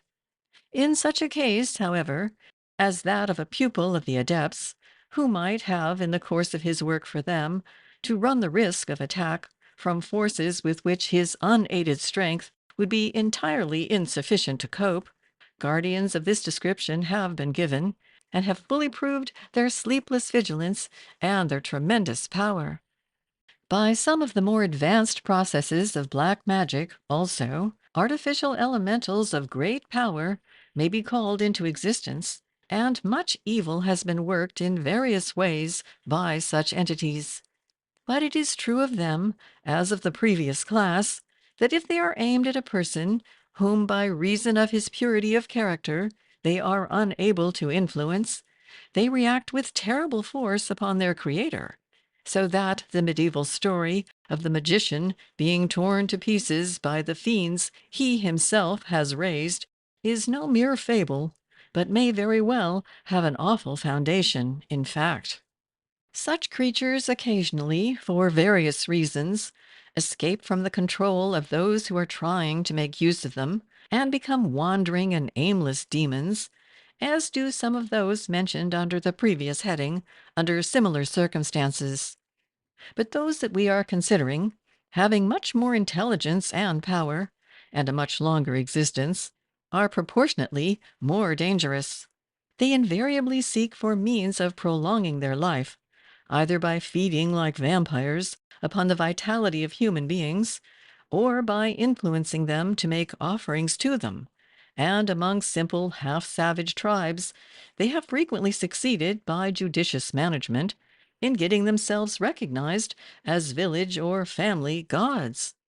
Any deity which demands sacrifices involving the shedding of blood may always be set down as belonging to the lowest and most loathsome class of this order. Other, less objectionable types are sometimes content with offerings of rice and cooked food of various kinds. There are parts of India where both these varieties may be found flourishing even at the present day, and in Africa they are probably comparatively numerous. By means of whatever nourishment they can obtain from the offerings, and still more by the vitality they draw from their devotees, they may continue to prolong their existence for many years, or even centuries, retaining sufficient strength to perform occasional phenomena of a mild type in order to stimulate the faith and zeal of their followers, and invariably making themselves unpleasant in some way or other if the accustomed sacrifices are neglected. For example, it was asserted recently that in one Indian village the inhabitants had found that, whenever, for any reason, the local deity did not get his or her regular meals, spontaneous fires began to break out with alarming frequency among the cottages, sometimes three or four simultaneously, in cases where they declared it was impossible to suspect human agency. And other stories of a more or less similar nature will no doubt recur to the memory of any reader who knows something of the out-of-the-way corners of that most wonderful of all countries. The art of manufacturing artificial elementals of extreme virulence and power seems to have been one of the specialties of the magicians of Atlantis, the lords of the dark face. One example of their capabilities in this line is given in The Secret Doctrine, Volume 2, page 427, where we read of the wonderful speaking animals who had to be quieted by an offering of blood, lest they should awaken their masters and warn them of the impending destruction. But apart from these strange beasts, they created other artificial entities of power and energy so tremendous that it is darkly hinted that some of them have kept themselves in existence even to this day, though it is more than 11,000 years since the cataclysm which overwhelmed their original masters. The terrible Indian goddess, whose devotees were impelled to commit in her name the awful crimes of the Thuggee, the ghastly Kali, worshipped even to this day with rites too abominable to be described, might well be a relic of a system which had to be swept away, even at the cost of the submergence of a continent and the loss of 65 million human lives. 3. Human artificials. We have now to consider a class of entities which, though it contains but very few individuals, has acquired from its intimate connection with one of the great movements of modern times an importance entirely out of proportion to its numbers.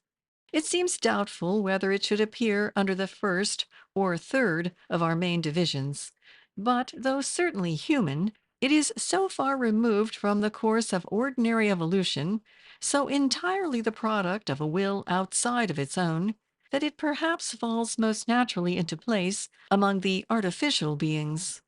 The easiest way of describing it will be to commence with its history, and to do that we must once more look back to the great Atlantean race. In thinking of the adepts and schools of occultism of that remarkable people, our minds instinctively revert to the evil practices of which we hear so much in connection with their latter days. But we must not forget that before the age of selfishness and degradation, the mighty civilization of Atlantis had brought forth much that was noble and worthy of admiration, and that among its leaders were some who now stand upon the loftiest pinnacles as yet attained by man. Among the lodges for occult study preliminary to initiation, formed by the adepts of the good law, was one in a certain part of America which was then tributary to one of the great Atlantean monarchs, the divine rulers of the Golden Gate. And though it has passed through many and strange vicissitudes, though it has had to move its headquarters from country to country, as each in turn was invaded by the jarring elements of a later civilization, that lodge still exists even at the present day, observing still the same old world ritual, even teaching as a sacred and hidden language the same Atlantean tongue which was used at its foundation so many thousands of years ago. It still remains what it was from the first, a lodge of occultists of pure and philanthropic aims, which can lead those students whom it finds worthy no inconsiderable distance on the road to knowledge, and confers such psychic powers are in its gift only after the most searching tests as to the fitness of the candidate. Its teachers do not stand upon the adept level, yet hundreds have learnt through it how to set their feet upon the path which has led them to adeptship in later lives. And though it is not in direct communication with the Brotherhood of the Himalayas, there are some among the latter who have themselves been connected with it in former incarnations, and therefore retain a more than ordinarily friendly interest in its proceedings.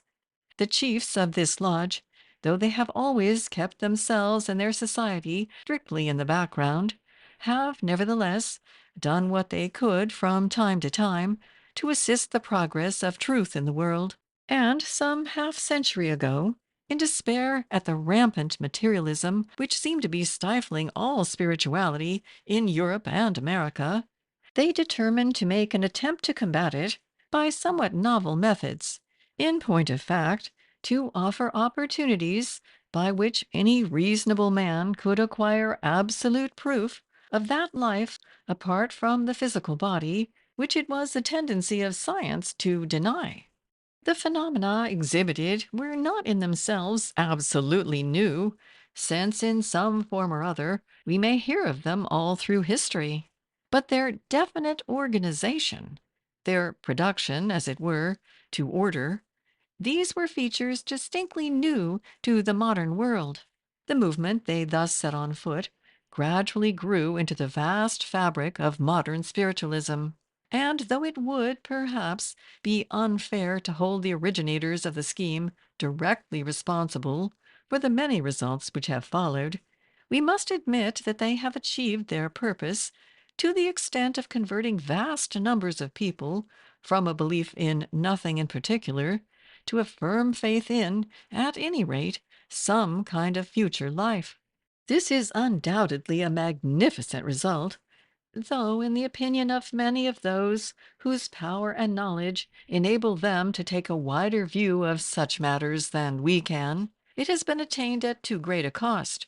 since it seems to them that, on the whole, the harm done outweighs the good. The method adopted was to take some ordinary person after death, arouse him thoroughly upon the astral plane, instruct him to a certain extent in the powers and possibilities belonging to it, and then put him in charge of a spiritualistic circle. He, in his turn, developed other departed personalities along the same line. They all acted upon those who sat at their seances and developed them as mediums. And so spiritualism grew and flourished. No doubt living members of the original lodge occasionally manifested themselves in astral form at some of the circles. Perhaps they may do so even now. But in most cases, they simply gave such direction and guidance as they considered necessary to the persons they had put in charge. There is little doubt that the movement increased so much more rapidly than they expected that it soon got quite beyond their control, so that, as has been said, For many of the later developments, they can only be held indirectly responsible. Of course, the intensification of the astral plane life of those persons who were thus put in charge of circles distinctly delayed their natural progress. And though the idea had been that anything lost in this way would be fully atoned for by the good karma attained by helping to lead others to the truth, it was soon found that it was impossible to make use of a spirit guide for any length of time without doing him serious and permanent injury. In some cases, such guides were therefore withdrawn, and others substituted for them. In others, it was considered, for various reasons, undesirable to make such a change, and then a very remarkable expedient was adopted, which gave rise to the curious class of creatures we have called human artificials.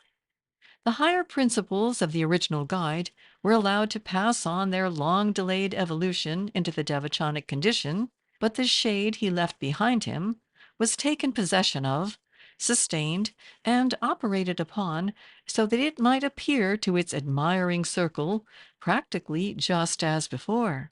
This seems at first to have been done by members of the lodge themselves, but apparently that arrangement was found irksome or unsuitable, or perhaps it was considered a waste of force,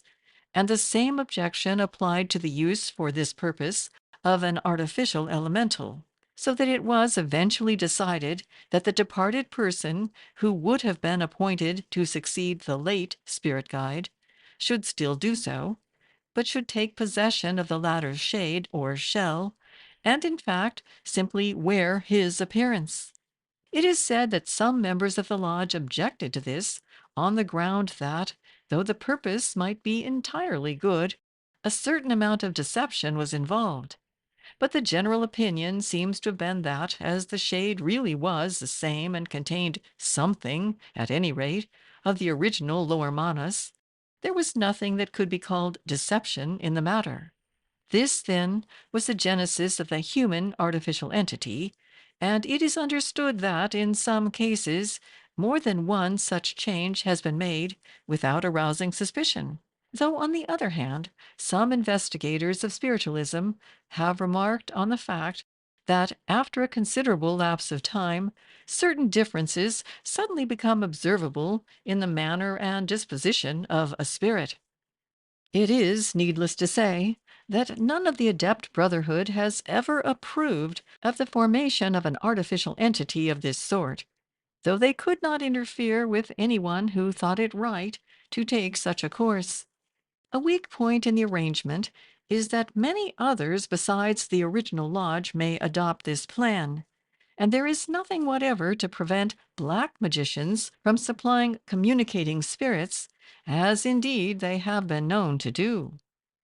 With this class, we conclude our survey of the inhabitants of the astral plane. With the reservations specially made some few pages back, the catalogue may be taken as a fairly complete one. But it must once more be emphasized that this treatise claims only to sketch the merest outline of a very vast subject, the detailed elaboration of which would need a lifetime of study and hard work.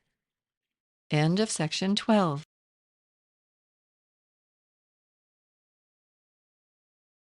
Phenomena.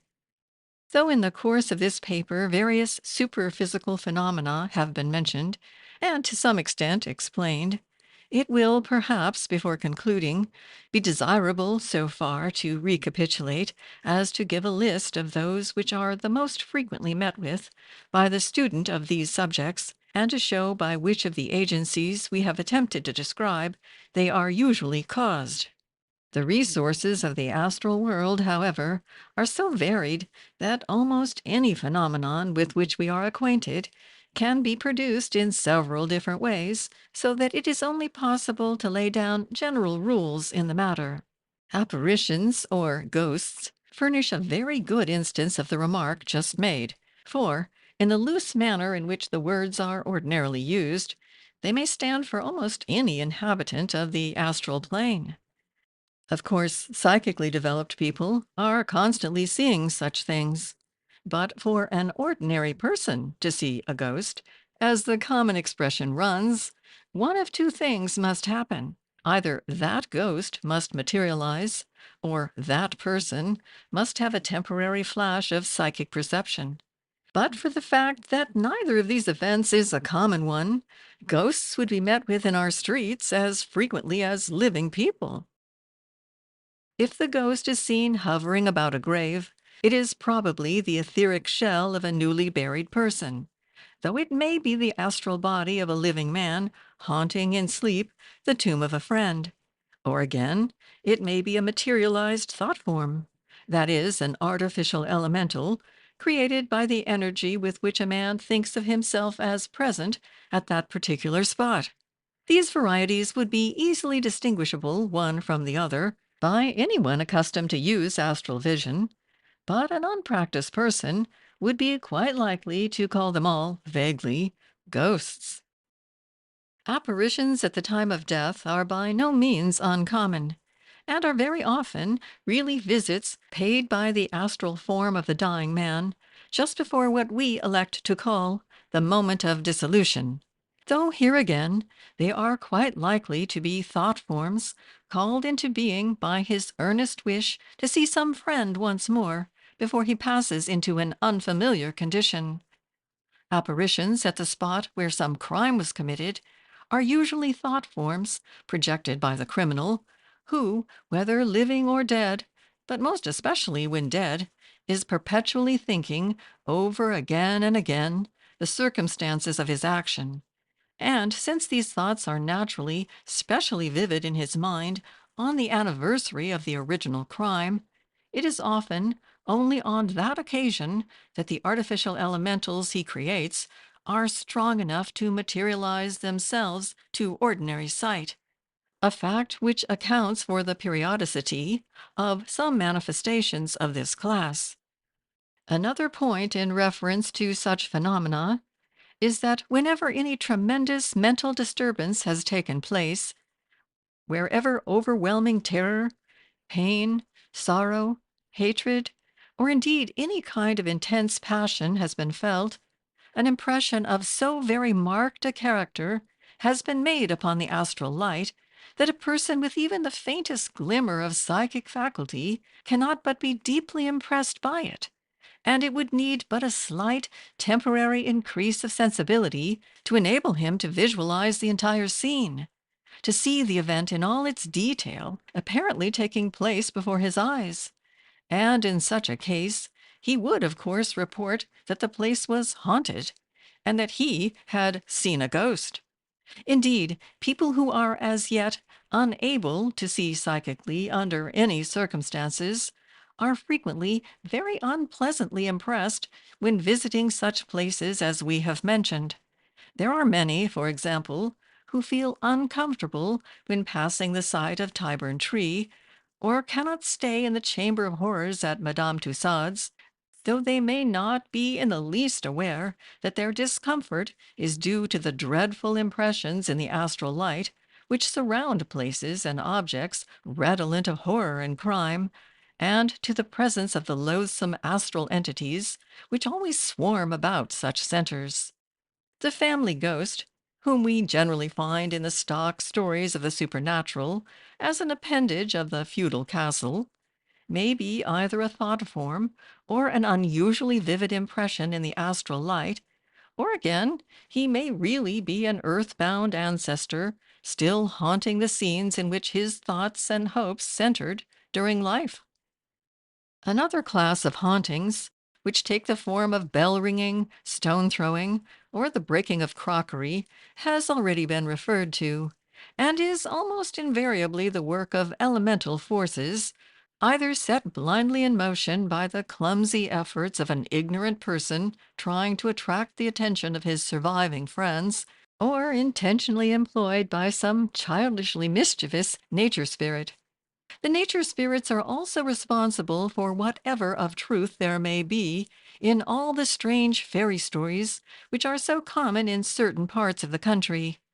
Sometimes a temporary accession of clairvoyance, which is by no means uncommon among the inhabitants of lonely mountainous regions, enables some belated wayfarer to watch their joyous gambols. Sometimes strange tricks are played upon some terrified victim, and glamour is cast over him, making him, for example, see houses and people where he knows none really exist. And this is frequently no mere momentary delusion, for a man will sometimes go through quite a long series of imaginary but most striking adventures, and then suddenly find that all his brilliant surroundings have vanished in a moment, leaving him standing in some lonely valley or upon some windswept plain.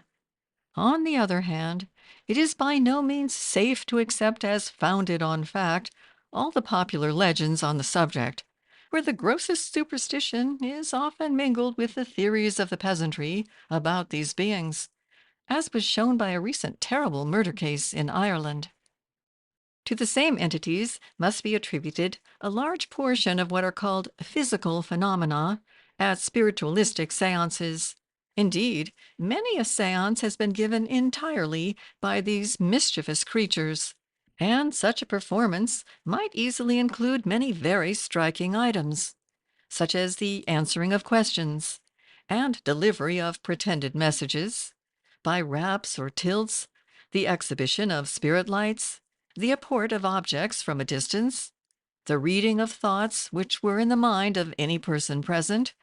the precipitation of writings or drawings, and even materializations.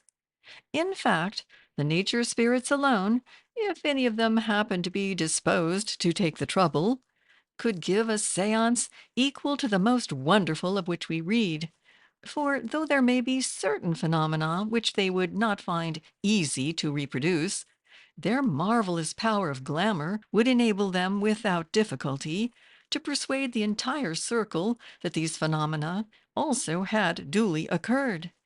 unless indeed there were present a trained observer who understood their arts and knew how to defeat them. As a general rule, whenever silly tricks or practical jokes are played at a seance, we may infer the presence either of low class nature spirits or of human beings who were of a sufficiently degraded type to find pleasure in such idiotic performances during life. As to the entities who may communicate at a seance, or may obsess and speak through an entranced medium, their name is simply legion. There is hardly a single class among all the varied inhabitants of the astral plane from whose ranks they may not be drawn, though after the explanations given, it will be readily understood that the chances are very much against their coming from a high one. A manifesting spirit may be exactly what it professes to be, but on the whole, the probabilities are that it is nothing of the kind, and for the ordinary sitter, there is absolutely no means of distinguishing the true from the false, since the extent to which a being, having all the resources of the astral plane at his command, can delude a person on the physical plane is so great that no reliance can be placed even on what seems the most convincing proof. If something manifests which announces itself as a man's long lost brother, he can have no certainty that its claim is a just one. If it tells him of some fact known only to that brother and to himself, he remains unconvinced, for he knows that it might easily have read the information from his own mind, or from his surroundings in the astral light. Even if it goes still further and tells him something connected with his brother of which he himself is unaware, but which he afterwards verifies, he still realizes that even this may have been read from the astral record, or that what he sees before him may be only the shade of his brother, and so possesses his memory. It is not for one moment denied that important communications have sometimes been made at seances by entities who, in such cases, have been precisely what they said they were. All that is claimed is that it is quite impossible for the ordinary person who visits a seance ever to be certain that he is not being cruelly deceived in one or other of half a dozen different ways. There have been a few cases in which members of the Lodge of Occultists, referred to above as originating the spiritualistic movement, have themselves given, through a medium, a series of valuable teachings on deeply interesting subjects. But this has invariably been at strictly private family seances, not at public performances for which money has been paid. To understand the methods by which a large class of physical phenomena are produced, it is necessary to have some comprehension of the various resources mentioned above, which a person functioning on the astral plane finds at his command. And this is a branch of the subject which it is by no means easy to make clear, especially as it is hedged about with certain obviously necessary restrictions. It may perhaps help us if we remember that the astral plane may be regarded as, in many ways, only an extension of the physical, and the idea that matter may assume the etheric state, in which, though intangible to us, is yet purely physical, may serve to show us how the one melts into the other. In fact, in the Hindu conception of Jagrat, or the waking state, the physical and astral planes are combined. Its 7 subdivisions, corresponding to the 4 conditions of physical matter and the 3 broad divisions of astral matter, explained above. With this thought in our minds, it is easy to move a step further and grasp the idea that astral vision, or rather astral perception, may, from one point of view, be defined as the capability of receiving an enormously increased number of different sets of vibrations. In our physical bodies, one small set of slow vibrations is perceptible to us as sound. Another small set of much more rapid vibrations affects us as light, and again, another set as electric action. But there are immense numbers of intermediate vibrations which produce no result which our physical senses can cognize at all. Now, it will readily be seen that if all, or even some only, of these intermediates, with all the complications producible by differences of wavelength, are perceptible on the astral plane, our comprehension of nature might be very greatly increased on that level,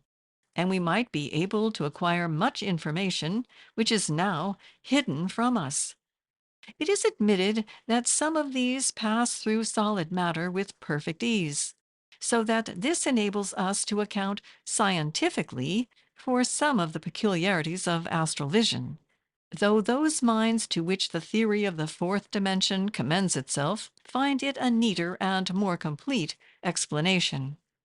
It is clear that the mere possession of this astral vision by a being would at once account for his capability to produce many results that seem very wonderful to us, such, for example, as the reading of a passage from a closed book. And when we remember, furthermore, that this faculty includes the power of thought reading to the fullest extent, and also, when combined with the knowledge of the projection of currents in the astral light, that of observing a desired object in almost any part of the world, we see that a good many of the phenomena of clairvoyance are explicable even without rising above this level. Of course, true, trained, and absolutely reliable clairvoyance calls into operation an entirely different set of faculties. But as these belong to a higher plane than the astral, they form no part of our present subject. The faculty of accurate prevision, again, appertains altogether to that higher plane, yet flashes, or reflections, of it frequently show themselves to purely astral sight, more especially among simple-minded people who live under suitable conditions. What is called second sight among the Highlanders of Scotland being a well-known example. Another fact which must not be forgotten is that any intelligent inhabitant of the astral plane is not only able to perceive these etheric vibrations, but can also, if he has learnt how it is done, adapt them to his own ends, or himself set them in motion. End of section 13.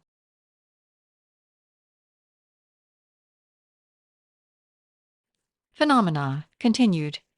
It will be readily understood that superphysical forces and the methods of managing them are not subjects about which much can be written for publication at present,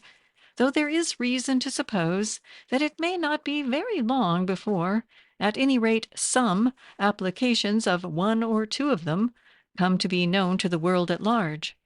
But it may perhaps be possible, without transgressing the limits of the permissible, to give so much of an idea of them as shall be sufficient to show in outline how certain phenomena are performed. All who have much experience of spiritualistic seances at which physical results are produced must, at one time or another, have seen evidence of the employment of practically resistless force in, for example, the instantaneous movement of enormous weights, and so on, and, if of a scientific turn of mind, they may perhaps have wondered whence this force was obtained, and what was the leverage employed. As usual in connection with astral phenomena, there are several ways in which such work may have been done, but it will be enough, for the moment, to hint at four. First, there are great etheric currents constantly sweeping over the surface of the earth from pole to pole, in volume which makes their power as irresistible as that of the rising tide.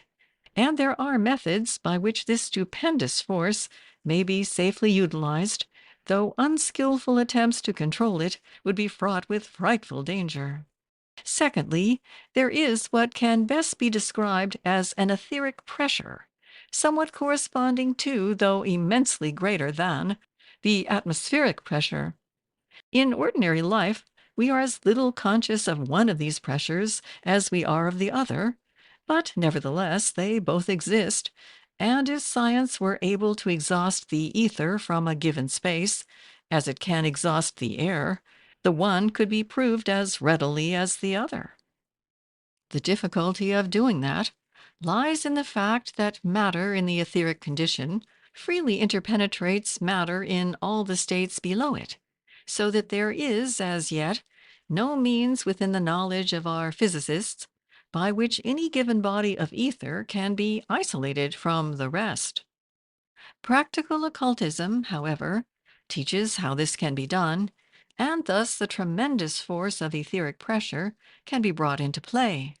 Thirdly, there is a vast store of potential energy which has become dormant in matter during the involution of the subtle into the gross, and by changing the condition of the matter, some of this may be liberated and utilized.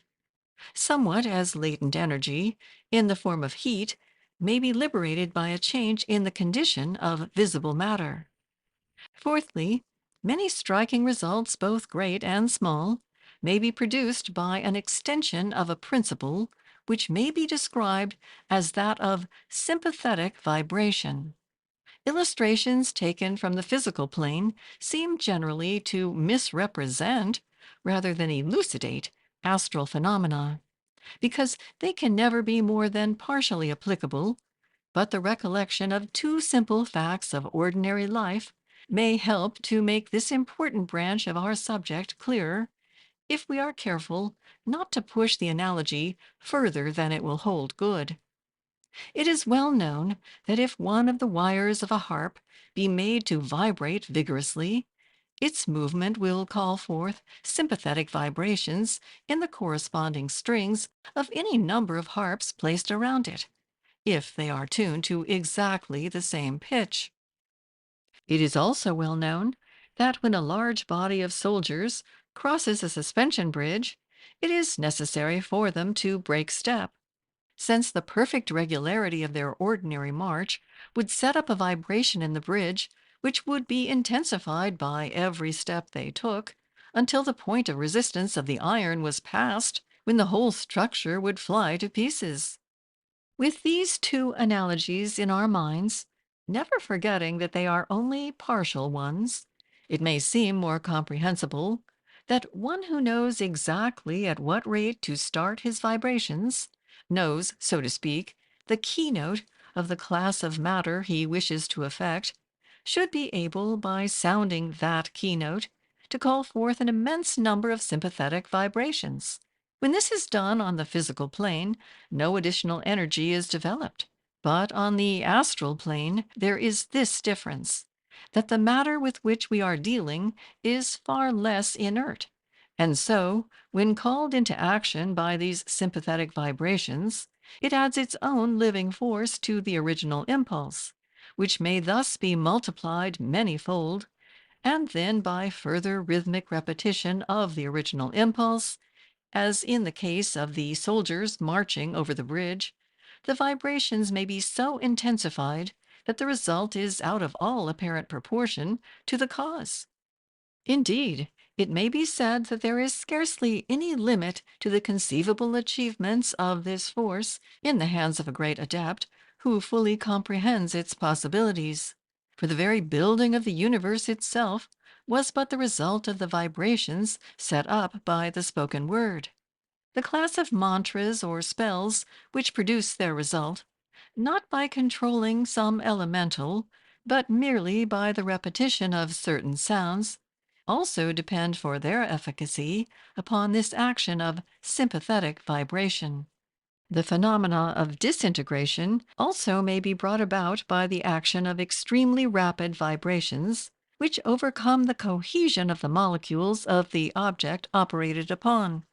A still higher rate of vibrations, of a somewhat different type, will separate these molecules into their constituent atoms. A body reduced by these means to the etheric condition can be moved by an astral current from one place to another with very great rapidity, and the moment that the force which has been exerted to put it into that condition is withdrawn, it will be forced by the etheric pressure to resume its original form. It is in this way that objects are sometimes brought almost instantaneously from great distances at spiritualistic seances, and it is obvious that, when disintegrated, they could be passed with perfect ease through any solid substance, such, for example, as the wall of a house or the side of a locked box, so that what is commonly called the passage of matter through matter is seen, when properly understood, to be as simple as the passage of water through a sieve or of a gas through a liquid in some chemical experiment.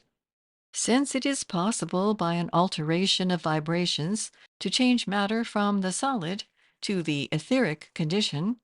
it will be comprehended that it is also possible to reverse the process and to bring etheric matter into the solid state. As this one process explains the phenomenon of disintegration, so does the other that of materialization. And, just as in the former case, a continued effort of will is necessary to prevent the object from resuming its original form, so, in exactly the same way in the latter phenomenon, a continued effort is necessary to prevent the materialized matter from relapsing into the etheric condition. In the materializations seen at an ordinary seance, such matter as may be required is borrowed as far as possible from the medium's etheric double, an operation which is prejudicial to his health and also undesirable in various other ways. And this explains the fact that the materialized form is usually strictly confined to the immediate neighborhood of the medium, and is subject to an attraction which is constantly drawing it back to the body from which it came, so that, if kept away from the medium too long, the figure collapses, and the matter which composed it, returning to the etheric condition, rushes back instantly to its source.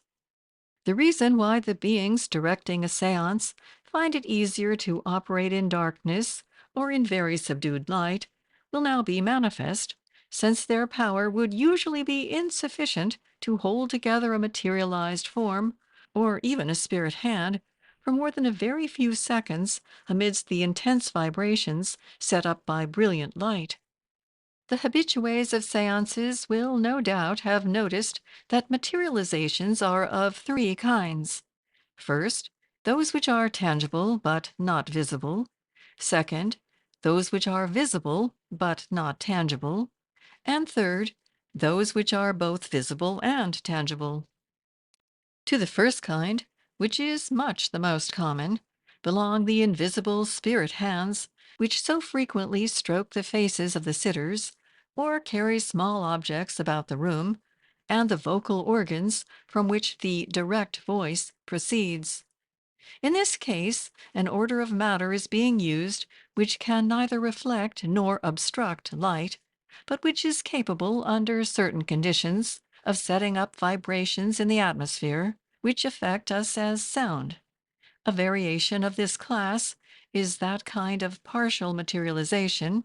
which, though incapable of reflecting any light that we can see, is yet able to affect some of the ultraviolet rays, and can, therefore, make a more or less definite impression upon the camera, and so provide us with what are known as spirit photographs.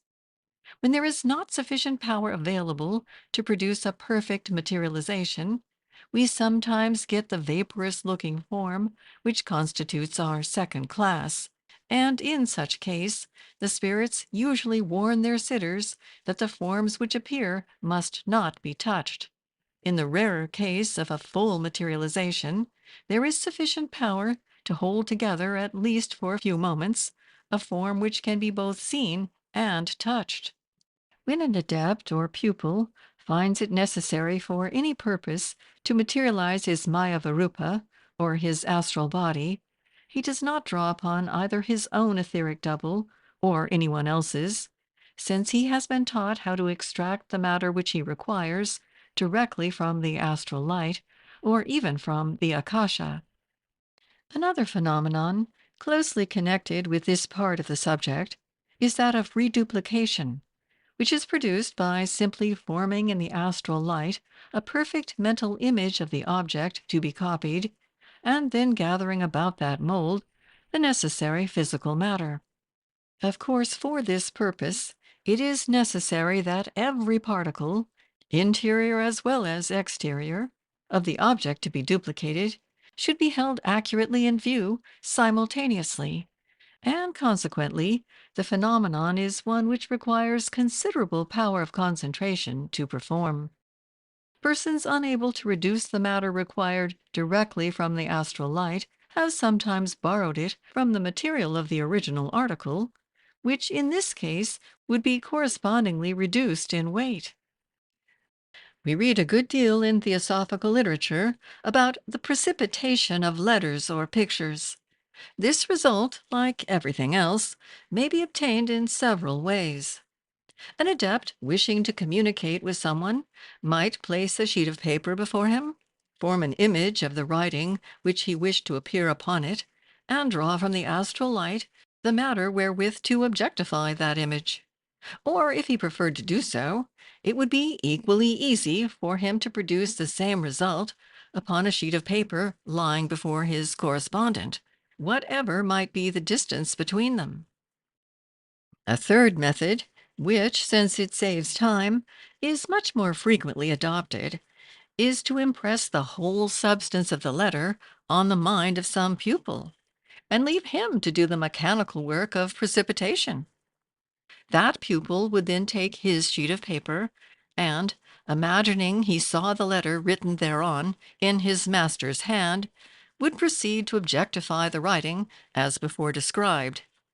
If he found it difficult to perform simultaneously the two operations of drawing his material from the astral light and precipitating the writing on the paper, he might have either ordinary ink or a small quantity of colored powder on the table beside him, which, being already physical matter, could be drawn upon more readily. It is, of course, obvious that the possession of this powder would be a very dangerous weapon in the hands of an unscrupulous person, since it is just as easy to imitate one man's handwriting as another, and it would be impossible to detect by any ordinary means a forgery committed in this manner. A pupil definitely connected with any master has always an infallible test by which he knows whether any message really emanates from that master or not. But for others, The proof of its origin must always lie solely in the contents of the letter and the spirit breathing through it, as the handwriting, however cleverly imitated, is of absolutely no value as evidence. As to speed, a pupil new to the work of precipitation would probably be able to image only a few words at a time, and would, therefore, get on hardly more rapidly than if he wrote his letter in the ordinary way. But a more experienced individual who could visualize a whole page, or perhaps the entire letter at once, would get through his work with greater facility. It is in this manner that quite long letters are sometimes produced in a few seconds at a seance. When a picture has to be precipitated, the method is precisely the same, except that here it is absolutely necessary that the entire scene should be visualized at once, and if many colors are required, there is, of course, the additional complication of manufacturing them, keeping them separate, and reproducing accurately the exact tints of the scene to be represented. Evidently, there is scope here for the exercise of the artistic faculty, and it must not be supposed that every inhabitant of the astral plane could, by this method, produce an equally good picture. A man who had been a great artist in life, and had, therefore, learnt how to see and what to look for, would certainly be very much more successful than the ordinary person if he attempted precipitation when on the astral plane after death. The slate writing, for the production of which, under test conditions, some of the greatest mediums have been so famous, is sometimes produced by precipitation, though more frequently the fragment of a pencil enclosed between the slates is guided by a spirit hand, of which only just the tiny points sufficient to grasp it are materialized. An occurrence which occasionally takes place at seances, and more frequently among Eastern yogis, is what is called levitation, that is, the floating of a human body in the air. No doubt when this takes place in the case of a medium, he is often simply upborne by spirit hands. But there is another and more scientific method of accomplishing this feat, which is always used in the East, and occasionally here also. Occult science is acquainted with a means of neutralizing or even entirely reversing the attraction of gravity, and it is obvious that by the judicious use of this power, all the phenomena of levitation may be easily produced. It was, no doubt, by a knowledge of this secret that some of the airships of ancient India and Atlantis were raised from the earth and made light enough to be readily moved and directed. And not improbably, the same acquaintance with nature's finer forces greatly facilitated the labors of those who raised the enormous blocks of stone sometimes used in Cyclopean architecture or in the building of the pyramids and Stonehenge. With the knowledge of the forces of nature which the resources of the astral plane place at the command of its inhabitants, the production of what are called spirit lights is a very easy matter, whether they be of the mildly phosphorescent or the dazzling electrical variety, or those curious dancing globules of light into which a certain class of fire elementals so readily transform themselves. Since all light consists simply of vibrations of the ether, it is obvious that anyone who knows how to set up these vibrations can readily produce any kind of light that he wishes. It is by the aid of the etheric elemental essence, also, that the remarkable feat of handling fire unharmed is generally performed, though there are, as usual, other ways in which it can be done. The thinnest layer of etheric substance can be so manipulated as to be absolutely impervious to heat, and when the hand of a medium or sitter is covered with this, he may pick up burning coal or red-hot iron with perfect safety. Most of the occurrences of the seance room have now been referred to, but there are one or two of the rarer phenomena of the outer world which must not be left quite without mention in our list. The transmutation of metals is commonly supposed to be a mere dream of the medieval alchemists, and, no doubt, in most cases, the description of the phenomenon was merely a symbol of the purification of the soul. Yet there seems to be some evidence that it was really accomplished by them on several occasions. And there are petty magicians in the East who profess to do it under test conditions, even now. Be that as it may, it is evident that since the ultimate atom is one and the same in all substances, and it is only the methods of its combination that differ, anyone who possessed the power of reducing a piece of metal to the atomic condition and of rearranging its atoms in some other form would have no difficulty in effecting transmutation to any extent that he wished. The principle of sympathetic vibration mentioned above also provides the explanation of that strange and little known phenomenon called repercussion, by means of which any injury done to, or any mark made upon, the astral body in the course of its wanderings will be reproduced in the physical body. We find traces of this in some of the evidence given at trials for witchcraft in the Middle Ages, in which it is not infrequently stated that some wound given to the witch, when in the form of a dog or a wolf, was found to have appeared in the corresponding part of her human body.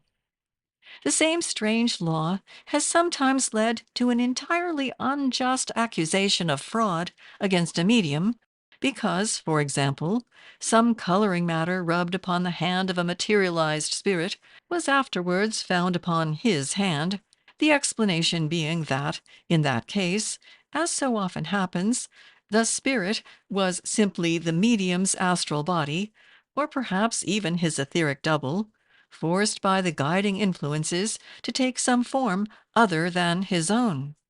In fact, the astral and physical bodies are so intimately connected that it is impossible to touch the keynote of one without immediately setting up exactly corresponding vibrations in the other. End of section 14.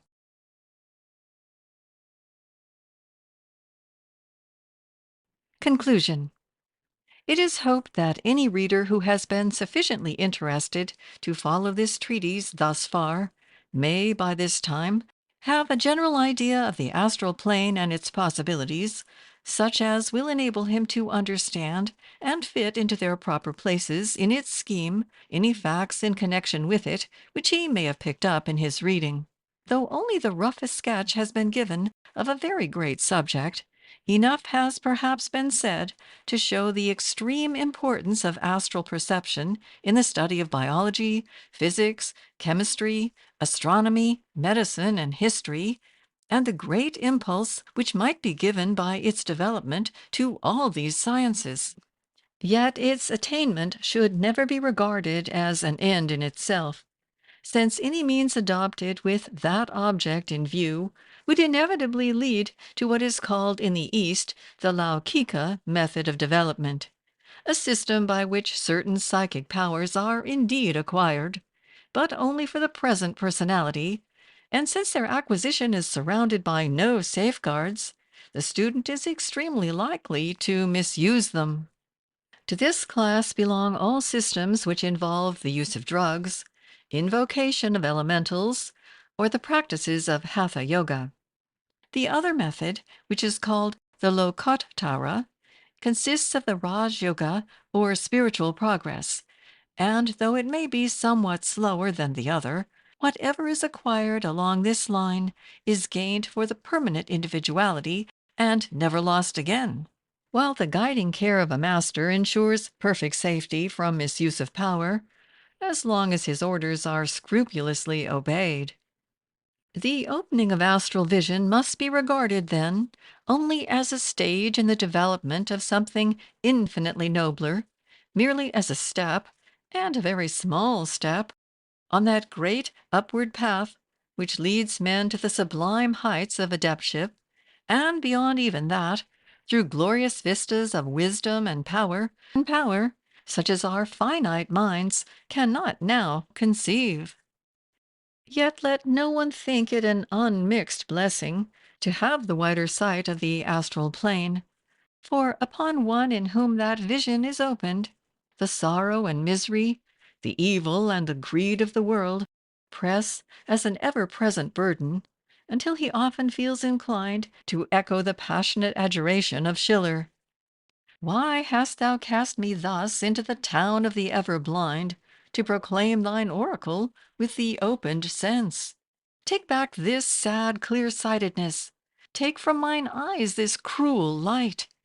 Give me back my blindness, the happy darkness of my senses. Take back thy dreadful gift. This feeling is perhaps not an unnatural one in the earlier stages of the path. Yet higher sight and deeper knowledge soon bring to the student the perfect certainty that all things are working together for the eventual good of all.